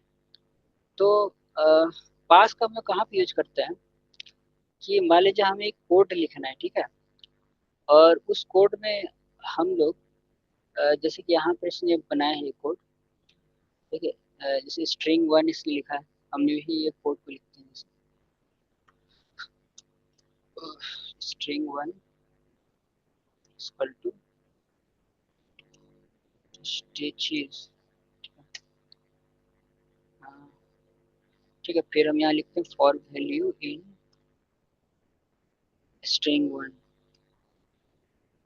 स्ट्रिंग 1, ठीक है। अब यहाँ पर हमने लिखा है इफ वैल्यू इक्वल टू ई, अगर इसे वैल्यू में ई मिल जाता है तो कुछ नहीं करो। पास का मतलब ये होता है कि कुछ भी मत करिए, ठीक है। पास का मतलब पास हो जाए, मतलब वो बोल रहा है कि जो कोड जो हमारे स्टार्टिंग इंस्ट्रक्शन से लास्ट तक जो जा रहा है, तो उसमें ये इंस्ट्रक्शन जब भी से आएगा तो कुछ भी नहीं करेगा, वो अपने अगले वाले इंस्ट्रक्शन में चला जाएगा, ठीक है।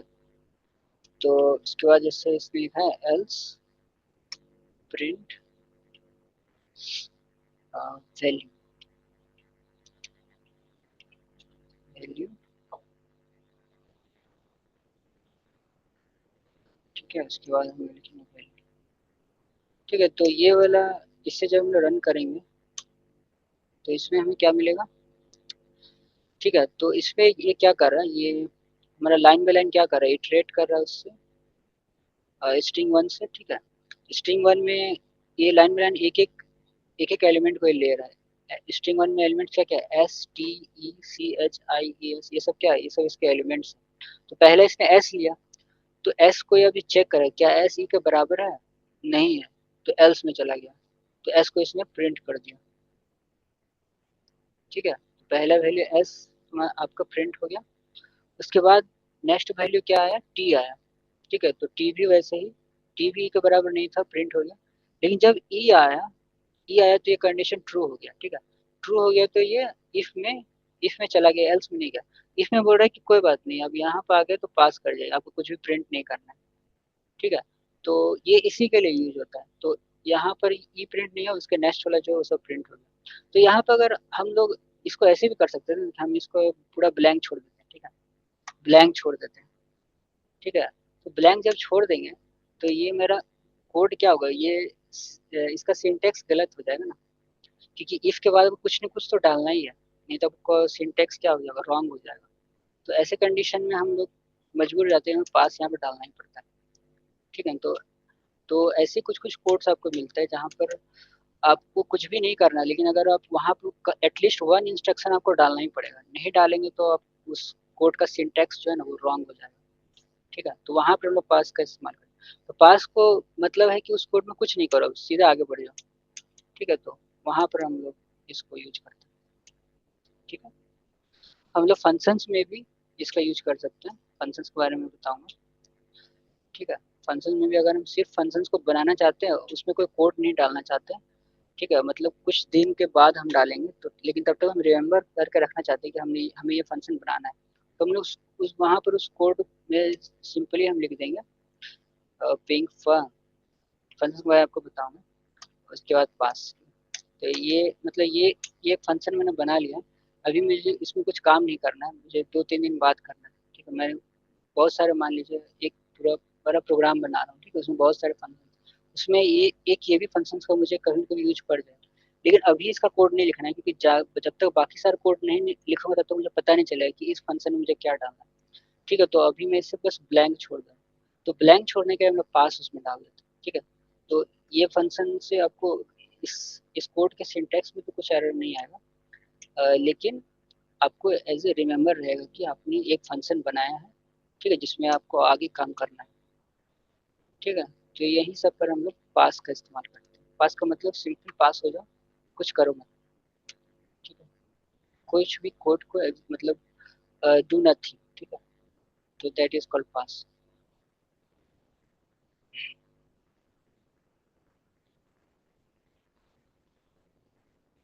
उसके बाद एक और है इसमें टूल, मैच। ठीक है, तो मैच स्टेटमेंट क्या करता है कि जैसे ये मान लीजिए मेरा एक value colour equal to red. ठीक है, कलर इक्वल टू रेड मेरा एक वेरिएबल है। ठीक है, उसके बाद जब मैं इसे एग्जीक्यूट करता हूँ, एक मिनट इस कोड को पहले मैं कॉपी कर लेता हूँ।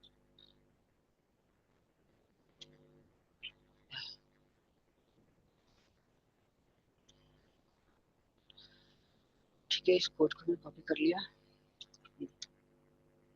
इसे मैं रन करता हूँ। ठीक है, तो ये रन किया तो इसने स्टॉप स्टॉप रिजल्ट दिया। ठीक है, तो ये केस क्या कर रहा है इसमें कि मान लीजिए मेरे पास एक variable colour equal to red. ठीक है, अब मेरे को कलर के हर एक वैल्यू को चेक करना है कि अगर इसका वैल्यू ये रहेगा तो ये कोड एग्जीक्यूट हो जाएगा, अगर इसका वैल्यू ये रहेगा तो ये कोड एग्जीक्यूट हो जाएगा। ठीक है, तो हमें इस प्रकार से अलग अलग केस के लिए अलग अलग कोड का एग्जीक्यूट करवाना है। तो इसे हम इफ एल्स से भी कर सकते हैं, लेकिन इफ एल्स से करेंगे तो बहुत ही ज़्यादा लेंदी हो जाएगा, बहुत ही ज़्यादा नेस्टेड इफ एल्स का मुझे इस्तेमाल करना पड़ सकता है।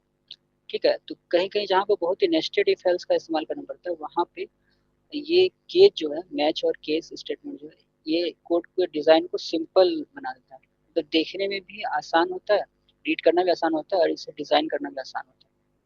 तो मैच केस क्या करता है कि अगर मैंने मैच के बाद जो वेरिएबल डाला है, उस वेरिएबल को ये हर एक केस में टेस्ट करेगा कि क्या कलर का वैल्यू रेड है तो इस कोड को एग्जीक्यूट कर देगा। ठीक है, अगर ग्रीन है तो इस कोड को एग्जीक्यूट, अगर येलो है तो इस कोड को एग्जीक्यूट कर दो। तभी ये स्टॉप को, अगर अभी हम इसे रन रन कर रहे हैं तो ये स्टॉप को कर रहे हैं क्योंकि कलर अभी रेड है। ठीक है, तो रेड में हमें कौन सा कोड को एग्जीक्यूट करना है, स्टॉप। अगर हम इसको ग्रीन कर देते हैं, इसका वैल्यू को हम इसमें ग्रीन कर देंगे, ग्रीन। ठीक है, ग्रीन को अगर हम करते हैं तो अब अगर हम करेंगे तो ग्रीन में कौन सा कोड है, गो। ठीक है, तो गो वाला मेरा प्रिंट हो गया। ठीक है, तो जो भी उसका वैल्यू होगा उस हिसाब से वो उसे प्रिंट कर देगा। और येलो, येलो हम देंगे तो हमारा वेट फॉर ग्रीन लाइट। ठीक है, तो ये वाला को येलो वाला कोड जो है उसको एग्जीक्यूट कर दिया। ठीक है, तो इससे इस टाइप के प्रोग्राम जो होते हैं जिसमें हमें एक एक वेरिएबल को चेक करना है कि ये वेरिएबल इसके बराबर है कि नहीं, इसके बराबर है कि नहीं, तो उस टाइप का चेक करने के लिए मैच और केज का इस्तेमाल करते हैं। ठीक है, अ, हाँ, इसके बाद हमारा फंक्शंस आ गया।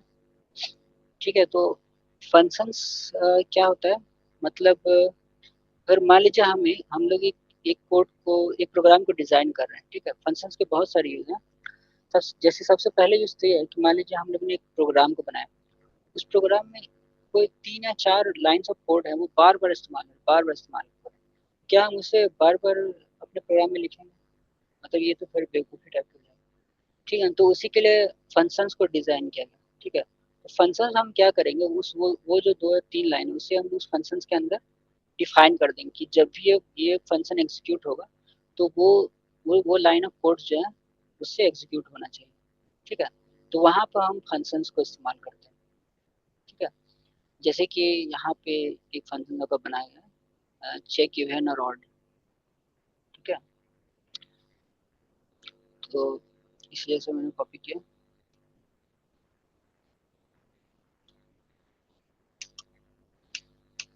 ठीक है, ये एक फंक्शन है। ठीक, चेक इवन एंड ऑड। इसे मैं थोड़ा और छोटा कर देता हूँ ताकि इसे, नहीं तो फिर मैं इसे बस कॉपी कर लेता हूँ कि मुझे इसे एग्जीक्यूट करना होगा। ठीक है, ये फंक्शन ये बन गया। अब इस फंक्शन को जब मैं कॉल करूँगा, जैसे मैंने इसे दिया 3, तो 3 इज ऑड। ठीक है ना, अब जैसे मैंने इसे कॉल किया तो वो उस सारे लाइन्स ऑफ कोड को एग्जीक्यूट करने लगा। 4 इज इवन, कौन से लाइन्स ऑफ कोड्स थे, वो ये। जैसे ही मैंने चेक इवन एंड ऑड लिखा और 4 मैंने जैसे डाला तो ये इस सारे लाइन्स को एग्जीक्यूट करने लग गया। इस लाइन्स में क्या है, जो भी मैं इसे आर्गुमेंट्स दे रहा हूँ, ये फंक्शन नेम है। ठीक है, और इसके अंदर जो है इसे हम आर्गुमेंट्स कहते हैं, यहाँ नंबर एक आर्गुमेंट्स। ठीक है, तो ये जैसे आर्गुमेंट्स में जो भी वैल्यू आएगा उसके साथ ये कोड क्या करेगा, ये फंक्शंस क्या करेगा। ठीक है, वही उसी चीज़ का डिज़ाइन इसमें लिखा गया। तो जैसे नंबर को पहले हमने 4 दिया तो ये इस सारे लाइन्स ऑफ कोड को एग्जीक्यूट करेगा। If 4 percentage two equal to 0 then return 4 is even. ठीक है, रिटर्न 4 इज वन। तो यहाँ पर 4% टू इक्वल टू 0 करेक्ट हो गया, तो इसने क्या प्रिंट किया, 4 इज इवन।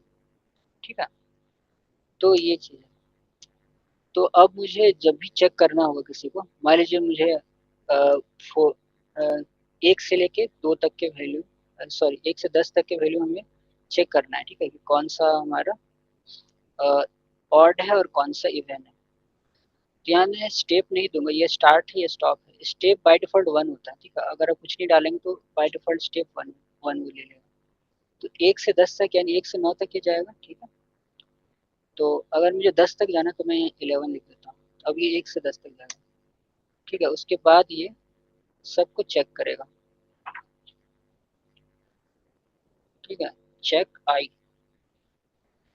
और उसके बाद ये हमें क्या करेगा, ये हमें प्रिंट करके दे देगा 1 से लेकर 10 तक के नंबर में कौन सा ऑड है कौन सा इवन है। ठीक है, मैं इसे रन करता हूँ। ओ सॉरी, मैंने प्रिंट नहीं किया, यहाँ रिटर्न कर रहा है। रिटर्न की जगह हमें क्या करना होगा, हमें प्रिंट करना होगा। तो ये तो फंक्शन ये वैल्यू को रिटर्न कर रहा है। ठीक है, तो अगर मैं यहाँ सिंपल प्रिंट कर देता हूँ तो भी यहाँ प्रिंट हो जाएगा। लेकिन अगर आप यहाँ प्रिंट को आपने नहीं किया है तो आप यहाँ भी प्रिंट करेंगे ना तो भी ये काम कर जाएगा। ठीक है, रिटर्न का मतलब होता है कि वो सिर्फ उस वैल्यू को रिटर्न कर रहा है। ठीक है, अब वो उसे स्क्रीन पे शो नहीं करेगा, मतलब मालूम है कि उस वैल्यू को हमें, मान लीजिए उस वैल्यू को हमें कहीं स्टोर करना है। मान लीजिए हमें उसे ए में स्टोर करना है, तो ए चेक, मान लीजिए इसमें जो हम लोग 6 का वैल्यू डाल रहे हैं। ठीक है, वो वैल्यू को हमें किसी में स्टोर करना है तो वहाँ रिटर्न काम आता है। तो ये चेक इवन आउट 6 में जो भी वैल्यू मिल रहा है ना उसे वो ए में स्टोर कर देगा, ठीक है। तो वहाँ पर रिटर्न हमारा काम आता है। और प्रिंट का मतलब अगर मुझे स्क्रीन पे शो करना है तो मैं प्रिंट का यूज करूँ। तो यहाँ पे मैंने प्रिंट का यूज किया तो अब ये क्या होगा, अभी 1 से लेकर 10 तक जितना भी इवन और ऑड है यह बता देगा, ठीक है। 1 इज ऑड, 2 इज इवन। ए का वैल्यू को भी हमें ये बता देगा कि ए का वैल्यू हमने क्या डाला था। ए का वैल्यू हमारा था चेक इवन और ऑड 6, ठीक है। तो चेक इवन और 6 में इसे क्या प्रिंट होना चाहिए, क्या रिटर्न करना चाहिए, 6 इज इवन, ठीक है। तो इसी को इसमें रिटर्न किया, ठीक है। तो 6 इज इवन को इसमें इसमें रिटर्न किया और वो रिटर्न करने के बाद वो वैल्यू ए में स्टोर हो गया, ठीक है। तो सर जैसे कि फंक्शन में ही अपन को प्रिंट कराना है तो वॉइड यूज करेंगे, ऐसा कुछ रहेगा सर पाइथन में? नहीं, वो सी में होता है, पाइथन में ऐसा कुछ नहीं। अगर आपको फंक्शन में कुछ भी प्रिंट नहीं करवाना ना, ठीक है, तो आप सिंपली वहाँ पर अगर मान लीजिए अगर आप ये चाह रहे हैं कि फंक्शन हमको कुछ भी रिटर्न नहीं करे, सिर्फ प्रिंट हाँ, करे, प्रिंट कराना है ठीक है, बस। सिर्फ प्रिंट कराना, तो आप रिटर्न की जगह यहाँ पे प्रिंट लिख सकते हैं, okay okay sir, so def ठीक है। में काम हो जाएगा मतलब सर। हाँ, तो ओके सर। आपको यहाँ पर फिर ना प्रिंट नहीं करना पड़ेगा, अगर यहीं पर प्रिंट कर देते हैं ना, ठीक है, तो आपको यहाँ पर फिर प्रिंट नहीं लिखना पड़ेगा। यहाँ पर आपको सिर्फ इस फंक्शन को जैसे कॉल करेंगे और फिर जैसे आप रन करेंगे तो फिर ये आपको हो जाएगा, ठीक है। Okay sir. लेकिन हर एक फंक्शन कुछ न कुछ रिटर्न करता है, ठीक है, हर एक ओके फंक्शन कुछ न कुछ रिटर्न करता है। तो इसमें क्या रिटर्न हो रहा है, ये भी फंक्शन कुछ न कुछ रिटर्न कर रहा है। हालांकि आपने यहाँ पे कुछ भी रिटर्न लिखा नहीं है, लेकिन फिर भी ये रिटर्न करता है। इसे इसी प्रकार से डिजाइन किया गया है। जो अगर आप फंक्शन कुछ भी रिटर्न नहीं करते हैं तो बाय डिफॉल्ट वो रिटर्न करता है इसे नन को, नन। जैसे पास होता है ना, पास होता है, पास क्या है, एक कोड है जिसे वो एग्जीक्यूट करता है। वैसे नन एक वैल्यू है जिसे वो रिटर्न करता है। तो जैसे पास का मतलब होता है कि कुछ भी मत करो, आगे बढ़ जाओ, वैसे नन का मतलब होता है कुछ भी नहीं, नथिंग। तो नन एक वेरिएबल होता है पाइथन में, ठीक है, जिसका मतलब है कुछ भी नहीं।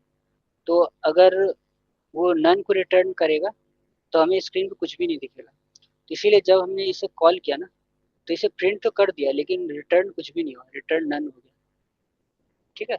Okay sir. तो बाय डिफॉल्ट ये नन को रिटर्न करेगा और अगर आप कुछ रिटर्न कर देते हैं तो उस वैल्यू को रिटर्न करेगा, ठीक है।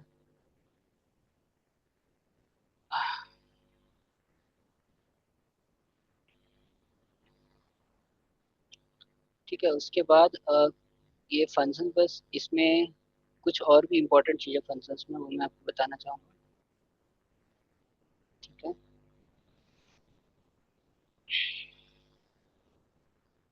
मैंने आपको नोट्स में दिया हुआ है, ठीक है। वैसे तो फंक्शन इतना छोटा नहीं है, इसमें बहुत सारी चीज़ आ जाते हैं। तो मैं सारा चीज़ को बताने लूँगा तो क्लास बहुत लंबा हो जाएगा, ठीक है। तो मैं जो इम्पोर्टेंट चीज़ है उससे मैं बता देता हूँ, ठीक है। कहाँ गया पाइथन,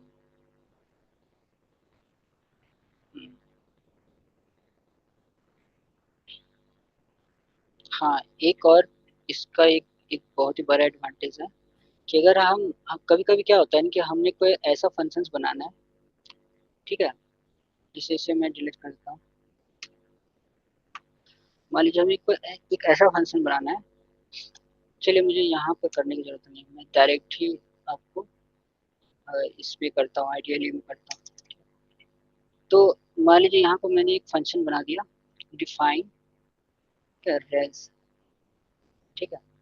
अब रेस में क्या है कि हम लोग मान लेते हैं 4 को वैल्यू हम लोग डालेंगे या 3 को एक पर डालते हैं, ठीक है, और ये रिटर्न कर देगा। तो एक मिनट, मैं आपको यहीं पे करता हूँ। अब ये रिटर्न कर देगा जैसे ए प्लस बी प्लस सी, ठीक है, ठीक है। तो अब जब भी मैं इसे एग्जीक्यूट इस कोड को जैसे मैं एग्जीक्यूट करूँगा,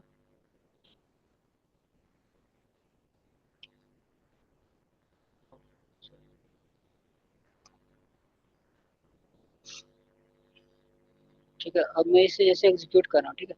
तो यहाँ पे मैं फंक्शन का नाम क्या डाला था, मैंने रेस डाला, ठीक है। तो रेस में लिखूंगा 1 2 4, ठीक है। तो 1 2 4 मैंने जैसे डाले थे हमने को 7 दे दिया, मतलब इसने तीनों को ऐड कर दिया, 4 + 2 6, 6 + 1 7। अब मान लीजिए मुझे एक ऐसा फंक्शन बनाना है इसमें मुझे मालूम नहीं कितने सारे वेरिएबल्स आने वाले हैं, ठीक है। मैं ऐसा बनाना चाहता हूँ कि उसमें 5 वेरिएबल्स डाले तो ये 5 को भी वो ले ले, 7 डाले तो 7 को भी ले ले। मतलब इससे मालूम नहीं है कि कुछ कभी-कभी हम लोग कुछ ऐसे प्रोग्राम्स बनाते हैं जिसमें हमें मालूम नहीं होती कि फंक्शन ये कितने वेरिएबल्स को ले सकता है, ठीक है। जैसे कि मान लीजिए आप एक शॉपिंग लिस्ट बना रहे हो, तो शॉपिंग लिस्ट में 2 आइटम भी हो सकते हैं, 4 आइटम भी हो सकते हैं, ठीक है। उसका कोई फिक्स नहीं रहता। तो उस टाइप के जब भी फंक्शंस बनाएँगे जिसमें हमें पता नहीं कितने आइटम्स आने वाले हैं, जैसे इसमें तो 3 आइटम्स आने वाले हैं। अगर हम ऐसा फंक्शन बनाना चाहें जिसमें कि अनलिमिटेड आइटम्स उसमें हम डाल सकें और वो उसका रिटर्न करके मुझे समेशन दे दे, ठीक है। तो हम लोग वहाँ पर एक स्पेशल चीज़ का यूज़ करते हैं, स्टार। स्टार के बाद आप जो भी वेरिएबल डालेंगे ना, तो इसका मतलब ये होगा कि अब इसके बाद में जो भी वैल्यू इसमें कॉमा सेपरेट करके डालते जाऊँगा ना, तो मुझे उससे ये एज़ अ टपल ले लेगा। टपल के बारे में आपको बताऊँगा। जैसे लिस्ट होते हैं ना, जैसे एक लिस्ट डेटा टाइप होता है ना, वैसे टपल भी होते हैं। तो जैसे ये एक लिस्ट है आपका 1 2 3 4 5 6, ये क्या, ये एक लिस्ट है। लिस्ट में क्या होता है, स्क्वायर ब्रैकेट होते हैं। टपल होते हैं वो जिसमें सिंपल ब्रैकेट्स होते हैं, ठीक है। बस इतना ही अंतर है इसमें, लेकिन एक और अंतर मैं बता रहा हूँ, ठीक है। तो इस जब भी हम स्क्वायर ब्रैकेट का यूज़ करते हैं तो वो एक लिस्ट होता है, जब भी हम नॉर्मल ब्रैकेट का यूज़ करते हैं तो वो क्या होता है, वो एक टपल होता है। तो लेकिन लिस्ट और टपल में क्या अंतर है? लिस्ट और टपल में ये अंतर है कि लिस्ट जो होते हैं ये म्यूटेबल होते हैं। म्यूटेबल मतलब मैं अभी आपको दिखाता हूँ। मतलब ये हुआ कि ये आपका ए जो है एक लिस्ट है, ठीक है। ए के मान लीजिए ए टू मतलब इसके 2 पोजीशन पे क्या है, 54 है। 0 पोजीशन पे 1 है, 1 पोजीशन पे 2 है और 2 पोजीशन क्या है, 54 है। कल मैंने बताया था ना। तो ये जो इसका वैल्यू है 2 पोजीशन पे, ठीक है। उस वैल्यू को हम अगर बदलना चाहें तो क्या बदल सकते हैं? अगर हम A2 इक्वल टू 33 लिख दें, ठीक है, तो क्या ये इसे बदल देगा? हाँ, बदल दिया इसे, ठीक है। तो अब हम A2 अगर हम लिखते हैं तो हमें 33 रिटर्न कर रहा है। तो लिस्ट को जो होता है वो म्यूटेबल होता है, मतलब उसके वैल्यू इसके एलिमेंट्स को हम चेंज कर सकते हैं। लेकिन टपल्स जो होता है वो इम्यूटेबल होता है, मतलब उसके वैल्यूज को हम चेंज नहीं कर सकते हैं। जैसे ये मेरा एक टपल है, ये बी मेरा एक मैंने टपल बनाया, ठीक है। ठीक है, तो बी के जैसे 2 पोजीशन पे हम हमारे क्या 67 है, ठीक है। तो अगर हम चाहें कि 2 पोजीशन पे जो 67 है उसको हम 48 कर दें तो क्या ये होगा? नहीं हुआ। क्यों नहीं हुआ? क्योंकि ये एरर दे रही है। ये क्या बोल रहा है, tuple object does not support item assignment. मतलब टपल के ऑब्जेक्ट में कुछ भी असाइन नहीं कर सकते। असाइन मतलब हम लोग ये जो वैल्यू जो डालते हैं ना, 6 सी इक्वल टू 6, मतलब सी में हम लोग 6 का वैल्यू असाइन कर रहे हैं। तो वही चीज़ ये बोल रहा है कि आप असाइन नहीं कर सकते क्योंकि टपल जो होता है वो इम्यूटेबल होता है। तो पाइथन में टपल का क्या यूज है? टपल हमारे वहाँ यूज होता है जैसे मान लीजिए आपके पास कोई आइटम है और आप नहीं चाह रहे कि गलती से आपका कुछ ऐसा कोड आपका आप लिख दें जिससे कि उसका एलिमेंट चेंज हो जाए, ठीक है ना। तो चेंज हो गया तो आपका प्रोग्राम में उसका असर पड़ेगा। जैसे मान लीजिए आप स्टूडेंट का रोल नंबर्स को जो है स्टोर करना चाहते हैं, तो रोल नंबर तो मतलब वो चेंज नहीं होना चाहिए, ठीक है। तो आपको अगर ये कोड बनाना है तो सारे रोल नंबर्स को आप टपल में स्टोर करेंगे, क्योंकि बाय मिस्टेक अगर आप कोड में ऐसा कुछ करना पड़ा जिसकी वजह से टपल का वैल्यू चेंज हो रहा है तो वहाँ पर वो एरर आ जाएगा, ठीक है। वहाँ पर आपको पाइथन एरर दे देगा कि ये टपल है, आप उसका वैल्यू को चेंज नहीं कर सकते, ठीक है। तो वहाँ पर हम लोग टपल यूज करते हैं। तो यहाँ पे जब हम लोग रेज स्टार ए कर रहे हैं ना, तो ये क्या कर रहा है कि इसके बाद आप कॉमा सेपरेट करके जितने वैल्यू को डालेंगे ना उससे ये एक टपल के फॉर्म में स्टोर कर लेगा। अब जब मैं यहाँ रिटर्न ए करता हूँ ना, देखिए जैसे मैंने रिटर्न ए किया ना, मैं इस कोड को रन करूँगा।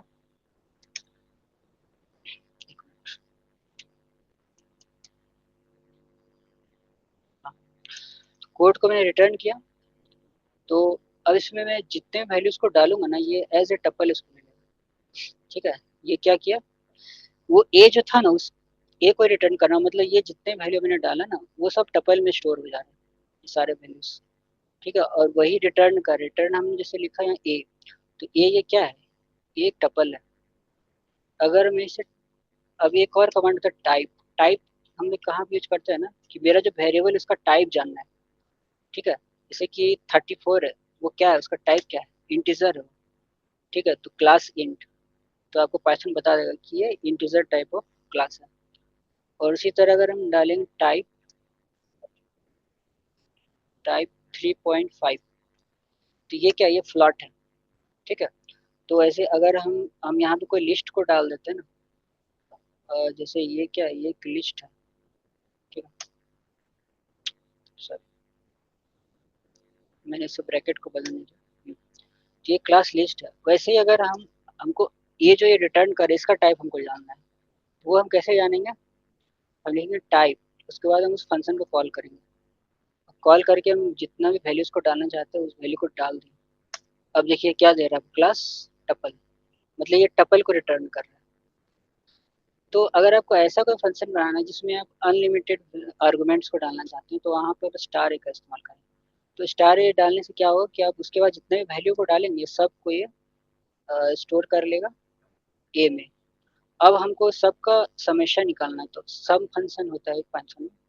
सम फंक्शन क्या होता है कि जो भी इटरेबल है उस इटरेबल में जितने भी एलिमेंट, इटरेबल मतलब इसमें सारे एलिमेंट जो सीक्वेंस से दिए हुए हैं, ठीक है। तो इटरेबल हमारा लिस्ट हो गया, टपल हो गया, डिक्शनरी हो गया, ये सब क्या इटरेबल है। तो इसमें सीक्वेंस से डेटा जो है स्टोर किए हुए हैं। तो सम फंक्शन उस इटरेबल में जितने भी एलिमेंट्स हैं उन सबको जोड़ के आपको रिजल्ट देगा। तो अब मैं इस कोड को रन करूँगा। अब मेरा ये बहुत स्मार्ट फंक्शन बन गया। अब ऐसा नहीं कि मेरे बस 3 ही वैल्यू को आपको ऐड करके देगा, आप इसमें 3 वैल्यू डालें, आपको बता दिया। अगर आप इसमें से ज़्यादा भी वैल्यू डालते हैं तो उससे का भी ये बता देगा आपको, ठीक है, क्योंकि सबको टपल में स्टोर कर लिया, ठीक है। और अगर आपको ऐसा बनाना है कि हम कुछ वैल्यू जो है उसे हम मतलब रखेंगे ही, ठीक है। मान लीजिए हम रखते हैं, जैसे कुछ वैल्यू इसमें रहना ही चाहिए, जैसे स्टार्ट इक्वल टू 34, ठीक है। उसके बाद इन इक्वल टू 59, ठीक है, ठीक है, ऐसे। तो स्टार्ट और इंड जो है उसके उससे मान लीजिए उसे हम मतलब ए में स्टोर नहीं करना चाहते, उससे हम सिंपली बस प्रिंट करना चाहते हैं, ठीक है। प्रिंट एफ, एफ में स्टार्ट इक्वल टू स्टार्ट, ठीक है, और एंड इंड इक्वल टू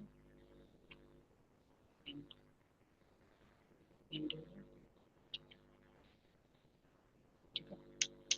तो इससे अगर हम लोग रन करेंगे, ठीक है, तो यहाँ पे एक और चीज़ है, यहाँ हम चाहे तो किसी भी वेरिएबल का डिफ़ॉल्ट वैल्यू भी हम रख सकते हैं।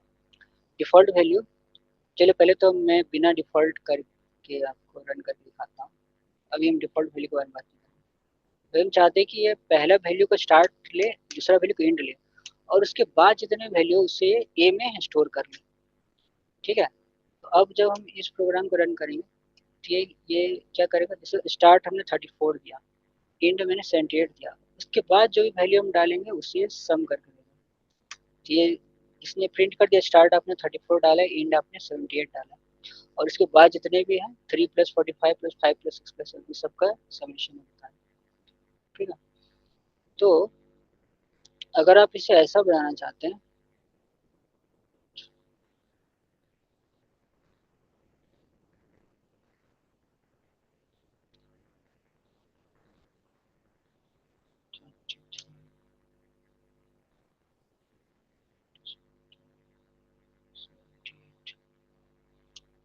ठीक है। अब यहाँ देखिए, यहाँ पे हम चाहें तो इसके कुछ, अभी मैं स्टार ए को हटा देता हूँ, ये डिफ़ॉल्ट वैल्यूज है, default keyword argument values. The default keyword argument value ये है कि अगर आप नॉर्मली इस फंक्शन को जब आप इसे करेंगे, इसे मैं अभी हैश कर देता हूँ, कमेंट कर देता हूँ, अब ये बस प्रिंट करेगा, कुछ रिटर्न नहीं करेगा। तो कमेंट हम लोग हैश से करते हैं, ठीक है। तो अगर हम चाह रहे हैं कि जब हम कुछ भी इस फंक्शन में नहीं डालें तो बाय डिफ़ॉल्ट ये 23 ले ले, और स्टार्ट का value by default end equal to 78 ले ले, ठीक है। और अगर कुछ डालेंगे तो उस वैल्यू जो भी मैं डाल रहा हूँ उसे ले लें। तो ऐसा उस हिसाब से भी हम इसे बना सकते हैं। अब मैं इसे जब करूँगा, तो अगर हम कुछ भी को हमें कोई वैल्यू नहीं डालेंगे तो ये ऑटोमेटिक क्या ले लेगा, start equal to 23, end equal to 78। और अगर हम डालते हैं, जैसे पहला वैल्यू स्टार्ट है, स्टार्ट में 56 डालेंगे, अब स्टार्ट 56 और एंड जो डिफ़ॉल्ट है वो आपका हो जाएगा, ठीक है। और जैसे अब दूसरा वैल्यू भी हम जैसे चेंज कर सकते हैं 89, ठीक है। तो इसका यही एडवांटेज है कि कभी कभी हमें फंक्शन में एक ही वैल्यू को बार बार इनपुट करते रहते हैं, तो वहाँ पर हम इसके डिफ़ॉल्ट वैल्यू को डिटरमाइन कर सकते हैं, मतलब डिसाइड कर सकते हैं। और उसके बाद जब भी हम फंक्शन को ओनली अगर कॉल करेंगे और उसमें कुछ वैल्यू नहीं डालेंगे तो ऑटोमेटिक वो उसके वैल्यू को ले लेगा, ठीक है। और तो इस तरह के वैल्यू जो है वो हम लोग इसे क्या बोलते हैं, कीवर्ड टाइप आर्गुमेंट। मतलब हम कीवर्ड डालेंगे और फिर उसका हम वैल्यू डालेंगे, ठीक है। एक होता है स्टैंडर्ड आर्गुमेंट और एक होता है कीवर्ड टाइप आर्गुमेंट। तो स्टैंडर्ड आर्गुमेंट और कीवर्ड टाइप आर्गुमेंट में क्या होता है कि स्टैंडर्ड आर्गुमेंट मतलब मैंने रेज को लिखा और सिंपली मैं ये आर्गुमेंट्स को सिंपली मैं बस इनपुट कर रहा हूँ, तो ये स्टैंडर्ड आर्गुमेंट है। और कीवर्ड वाला क्या हो गया कि मैं कीवर्ड के हिसाब से डालूंगा। जैसे सपोज मैं इंट का वैल्यू डालना चाहता हूँ 55 ट्रिपल फाइव, ठीक है, ठीक है। तो ये हो गया कीवर्ड आर्गुमेंट, ठीक है। तो आप फंक्शन को दोनों तरीके से कॉल कर सकते हैं। अगर मान लीजिए यहाँ पे मुझे स्टार्ट का वैल्यू कुछ नहीं डालना था, सिर्फ इंट का वैल्यू को डालना था, ठीक है। तो उससे उसके लिए मतलब कि अगर मैं नॉर्मली पुट करूँगा तो ऑटोमेटिक वो पहला स्टेटमेंट को स्टार्ट का वैल्यू लेगा और दूसरा स्टेटमेंट को इंट का वैल्यू लेगा।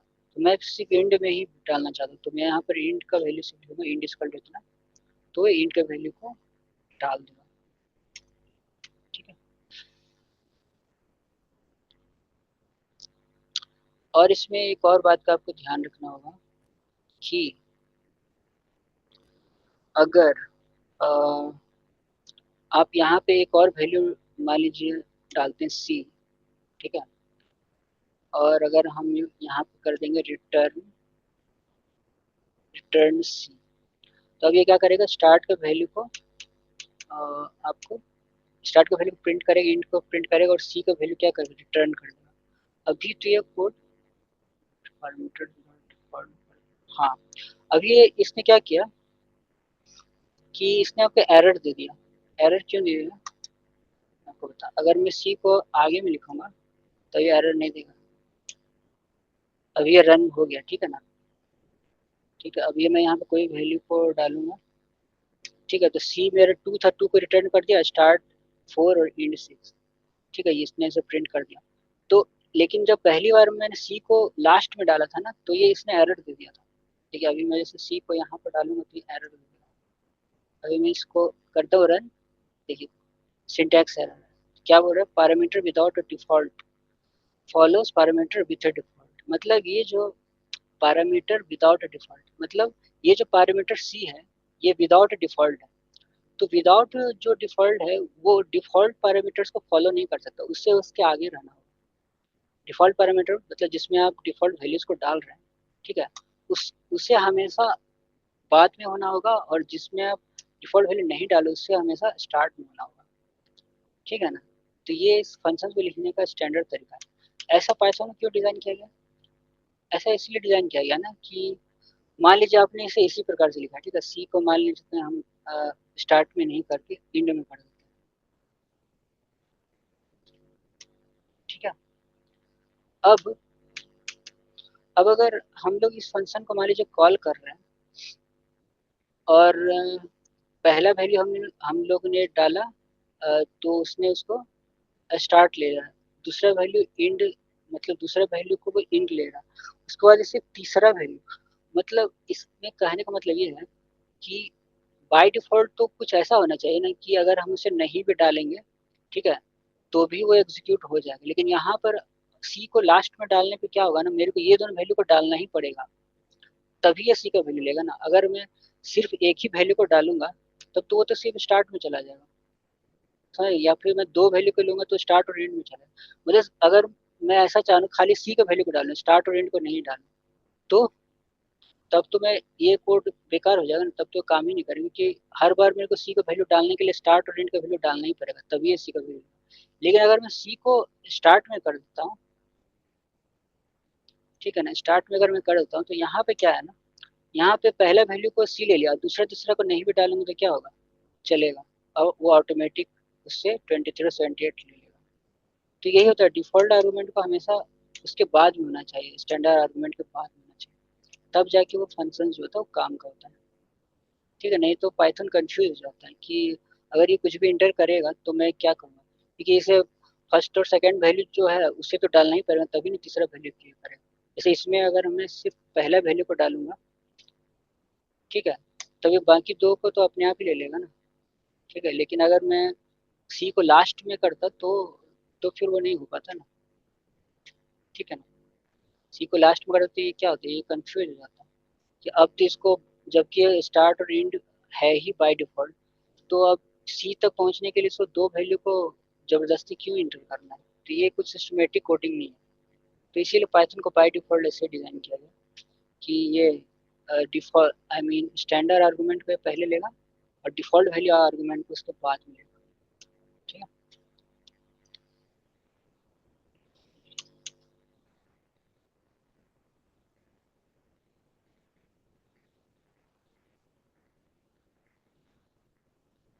ठीक है। तो इसमें एक और चीज़ मैं आपको बताना चाहूँगा, ये जैसे हम लोग ने डबल स्टार किया था ना, डबल स्टार से क्या होता था, ये एक इससे tuple tuple as a tuple ये से ले लेता था। ठीक है, अब जब हम लोग इससे रिटर्न करेंगे तो ये हमें एक टपल को रिटर्न करके दे देगा। जब भी हम इसमें कोई वैल्यू डालेंगे, ठीक है, तो ये क्या करेंगे, हमें एक टपल की तरह दे देगा। और टपल के अलावा अगर हम इसमें एक डिक्शनरी को रिटर्न करना चाहते हैं तो वो भी रिटर्न हो जाएगा। अगर डिक्शनरी मैं आपको बताऊंगा, ये कल मैं बताऊंगा। ठीक है, तो डिक्शनरी को रिटर्न करके हमें डबल स्टार का यूज, मतलब अगर हमें बहुत सारा एलिमेंट्स लेना है, सिंपल एलिमेंट्स, तो हम लोग उसको एज ए टपल ले सकते हैं। लेकिन हमें I mean keyword value pairs लेना है, ठीक है, तो वहाँ हम लोग डिक्शनरी का यूज करते हैं। कीवर्ड वैल्यू पेयर मतलब हमारे पास मान लीजिए एक स्टूडेंट है। ठीक है, बहुत सारे स्टूडेंट हैं, सबका अलग अलग रोल नंबर है। जैसे अविनाश इक्वल टू 34, ठीक है, फिर राज इक्वल टू 67, और फिर ये शिवम इक्वल टू 12। ठीक है, तो ये इसको बोलते हैं keyword value type of argument, मतलब इसमें एक कीवर्ड भी रहेगा और उसका वैल्यू भी रहेगा। ठीक है, तो इस ऐसा वैल्यू को भी हम लोग जो है ना, अनलिमिटेड वैल्यू को हम डबल स्टार की मदद से ले सकते हैं। ठीक है, जैसे कि पहले वाले में हम लोग ने क्या लिया था, वो लिस्ट को, जैसे हम एक और बनाते हैं, रिटर्न से लिस्ट ही कर देते हैं, नहीं टपल स्टार ए, तो रिटर्न रिटर्न ए। ठीक है, तो इसको हम लोग जैसे रन करेंगे।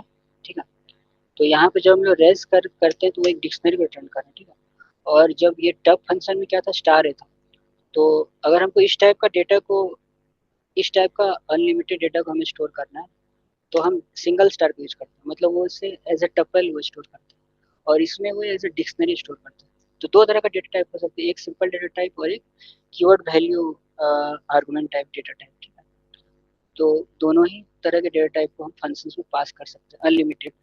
अनलिमिटेड अगर हमें सिंपल टपल टाइप के डेटा चाहिए, मतलब सिंगल सिंगल एलिमेंट्स, तो हम सिंगल स्टार करेंगे। और डबल स्टार मतलब कीवर्ड, एक कीवर्ड रहेगा दूसरा उसका वैल्यू रहेगा, इस टाइप के हमें डेटा चाहिए, तो उस टाइप के डेटा में डबल स्टार का इस्तेमाल करेंगे। ठीक है, तो जब आप प्रोग्राम्स बनाएंगे तो आपको दोनों की ज़रूरत पड़ेगी। तो ये था फंक्शंस। इसके बाद एक और चीज़ है लैम्डा।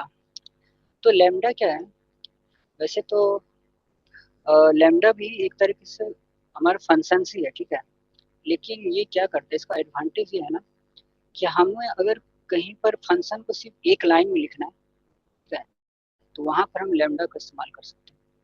अब एक लाइन का फंक्शंस के लिए तो वैसे हम लोग अगर डिफाइन से भी लिखेंगे तो भी तो काम चले जाएगा ना। जैसे हम एक सिंपल फंक्शन लिखते हैं, डिफाइन ऐड। ठीक है, ऐड में हम दो नंबर को जैसे सम करना है। ठीक है, ये यहाँ पर हम लिख देते हैं रिटर्न रिटर्न ए प्लस बी। ठीक है, ये भी तो एक लाइन में हो गया। ठीक है, तो यहाँ पर भी हम जैसे लिखेंगे ऐड 3 5 8, ये भी काम कर रहा है। ठीक है, अब इस काम को हम लैम्डा से भी कर सकते हैं, फिर मैं आपको बताऊं कि लेमडा का यूज क्यों करते हैं। अब लेमडा में से हम कैसे लिखेंगे इसको, सिंपली हम क्या लिखेंगे, फंक। ठीक है, ये दूसरा फंक्शन है फंक। ठीक है, func is equal to lambda. Lambda अब जो हम लोग इनपुट में डालते हैं ना, ठीक है, उसे हम लोग पहले लिखेंगे कॉमा देकर के, और उसके बाद जो वैल्यू हमने रिटर्न कर रहे हैं ना उसे हम लोग यहाँ पे लिखेंगे। ठीक है, समझ में आया कैसे हम एक लाइन में फंक्शन को लिख सकते हैं। तो अब अगर हम इसे रन करते हैं, तो अब जो काम आपका ऐड कर रहा है ना, वो काम आपका फंक भी करेगा। ठीक है, दोनों सेम काम कर रहा है, लेकिन इस हम लोग यहाँ पे लैम्डा का यहाँ पे क्या यूज है। ठीक है, जब हम लोग इससे भी एक लाइन में लिख सकते हैं, इससे भी एक लाइन में लिख सकते हैं, तो फिर लैम्डा हम लोग पाइथन में इंट्रोड्यूस क्यों किया गया। तो इसका इंट्रोड्यूस करने का कारण ये है, कभी कभी आप लोग कुछ ऐसे फंक्शंस में जाएंगे, जैसे मैं आपको दिखा देता हूँ फंक्शन। हाँ, जैसे यही है, अ, यही, इसी को हम एक वेरिएबल हम लोग बना लेते हैं, एक टेस्ट वेरिएबल में बनाते हैं। टेस्ट, ठीक है, टेस्ट वेरिएबल में बनाते हैं। तो टेस्ट वेरिएबल में क्या करेंगे हम लोग, लिस्ट के अंदर हम लोग ना टपल्स के ग्रुप्स को हम लोग स्टोर कर रहे हैं। ठीक है, टपल्स के ग्रुप्स। ठीक है, ये लिस्ट के अंदर हमने लिस्ट के अंदर लिस्ट, और लिस्ट के अंदर टपल्स, टपल्स के अंदर लिस्ट, ऐसे हम लोग बना सकते हैं।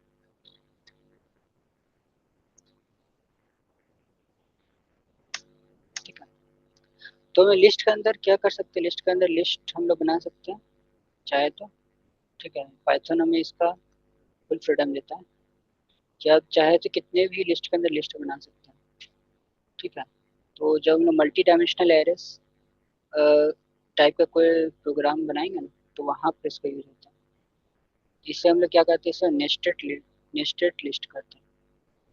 ठीक है, तो लिस्ट के अंदर आप लोग लिस्ट बना सकते हैं, लिस्ट के अंदर टपल्स बना सकते हैं। ठीक है, अब टपल के अंदर हम लोग लिस्ट बना सकते हैं क्या, ये टपल जैसे हमने बना दिया, देखते हैं टपल के अंदर लिस्ट बनता है क्या।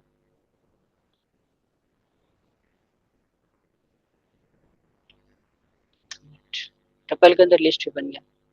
ठीक है, लेकिन इसके अंदर जो भी एलिमेंट्स है वो फिक्स हो गया, इसके हम लोग चेंज नहीं कर सकते। अगर हम लोग चाहेंगे फर्स्ट एलिमेंट को हम लोग कोई दूसरा लिस्ट में बदल दें, ठीक है, तो वो चेंज नहीं होगा। इनफैक्ट ये जो लिस्ट है वो म्यूटेबल है, इसके अंदर के एलिमेंट्स में जो एलिमेंट्स है उसे आप चेंज कर सकते हैं, लेकिन जो एलिमेंट टपल में है, जैसे ये टपल में पहला एलिमेंट क्या है, 2 3 5 एक लिस्ट है, तो यहाँ पे यही लिस्ट रहेगा, आपसे बदल नहीं सकते। ठीक है, तो हाँ मैं कहाँ था, हाँ, तो लैम्डा का मैं आपको यूज बता रहा था। तो ठीक है, जैसे मान लीजिए ये मैंने एक बना दिया। ठीक है, अब इससे मुझे क्या करना है, इसे सॉर्ट करना है। सॉर्ट के लिए हम लोग सॉर्टेड का यूज करते हैं। ठीक है, ये टेस्ट हमारा एक लिस्ट बन गया। अब लिस्ट के सारे एलिमेंट्स को हमें सॉर्ट करना है। सॉर्ट मतलब इंक्रीजिंग या डिक्रीजिंग ऑर्डर में करना है। ठीक है, तो यहाँ पे जब हम लोग सॉर्टेड करेंगे, ठीक है, और ए आर ओ ये पहले से सॉर्टेड है। ठीक है, इसके हम पैटर्न को थोड़ा बदल देते हैं, जैसे कि शिवम को हम पहले ले आते हैं। पहले सॉर्टेड मतलब ए बी सी, ए इसको देख रहा है, ए बी सी डी के हिसाब से देख रहा है।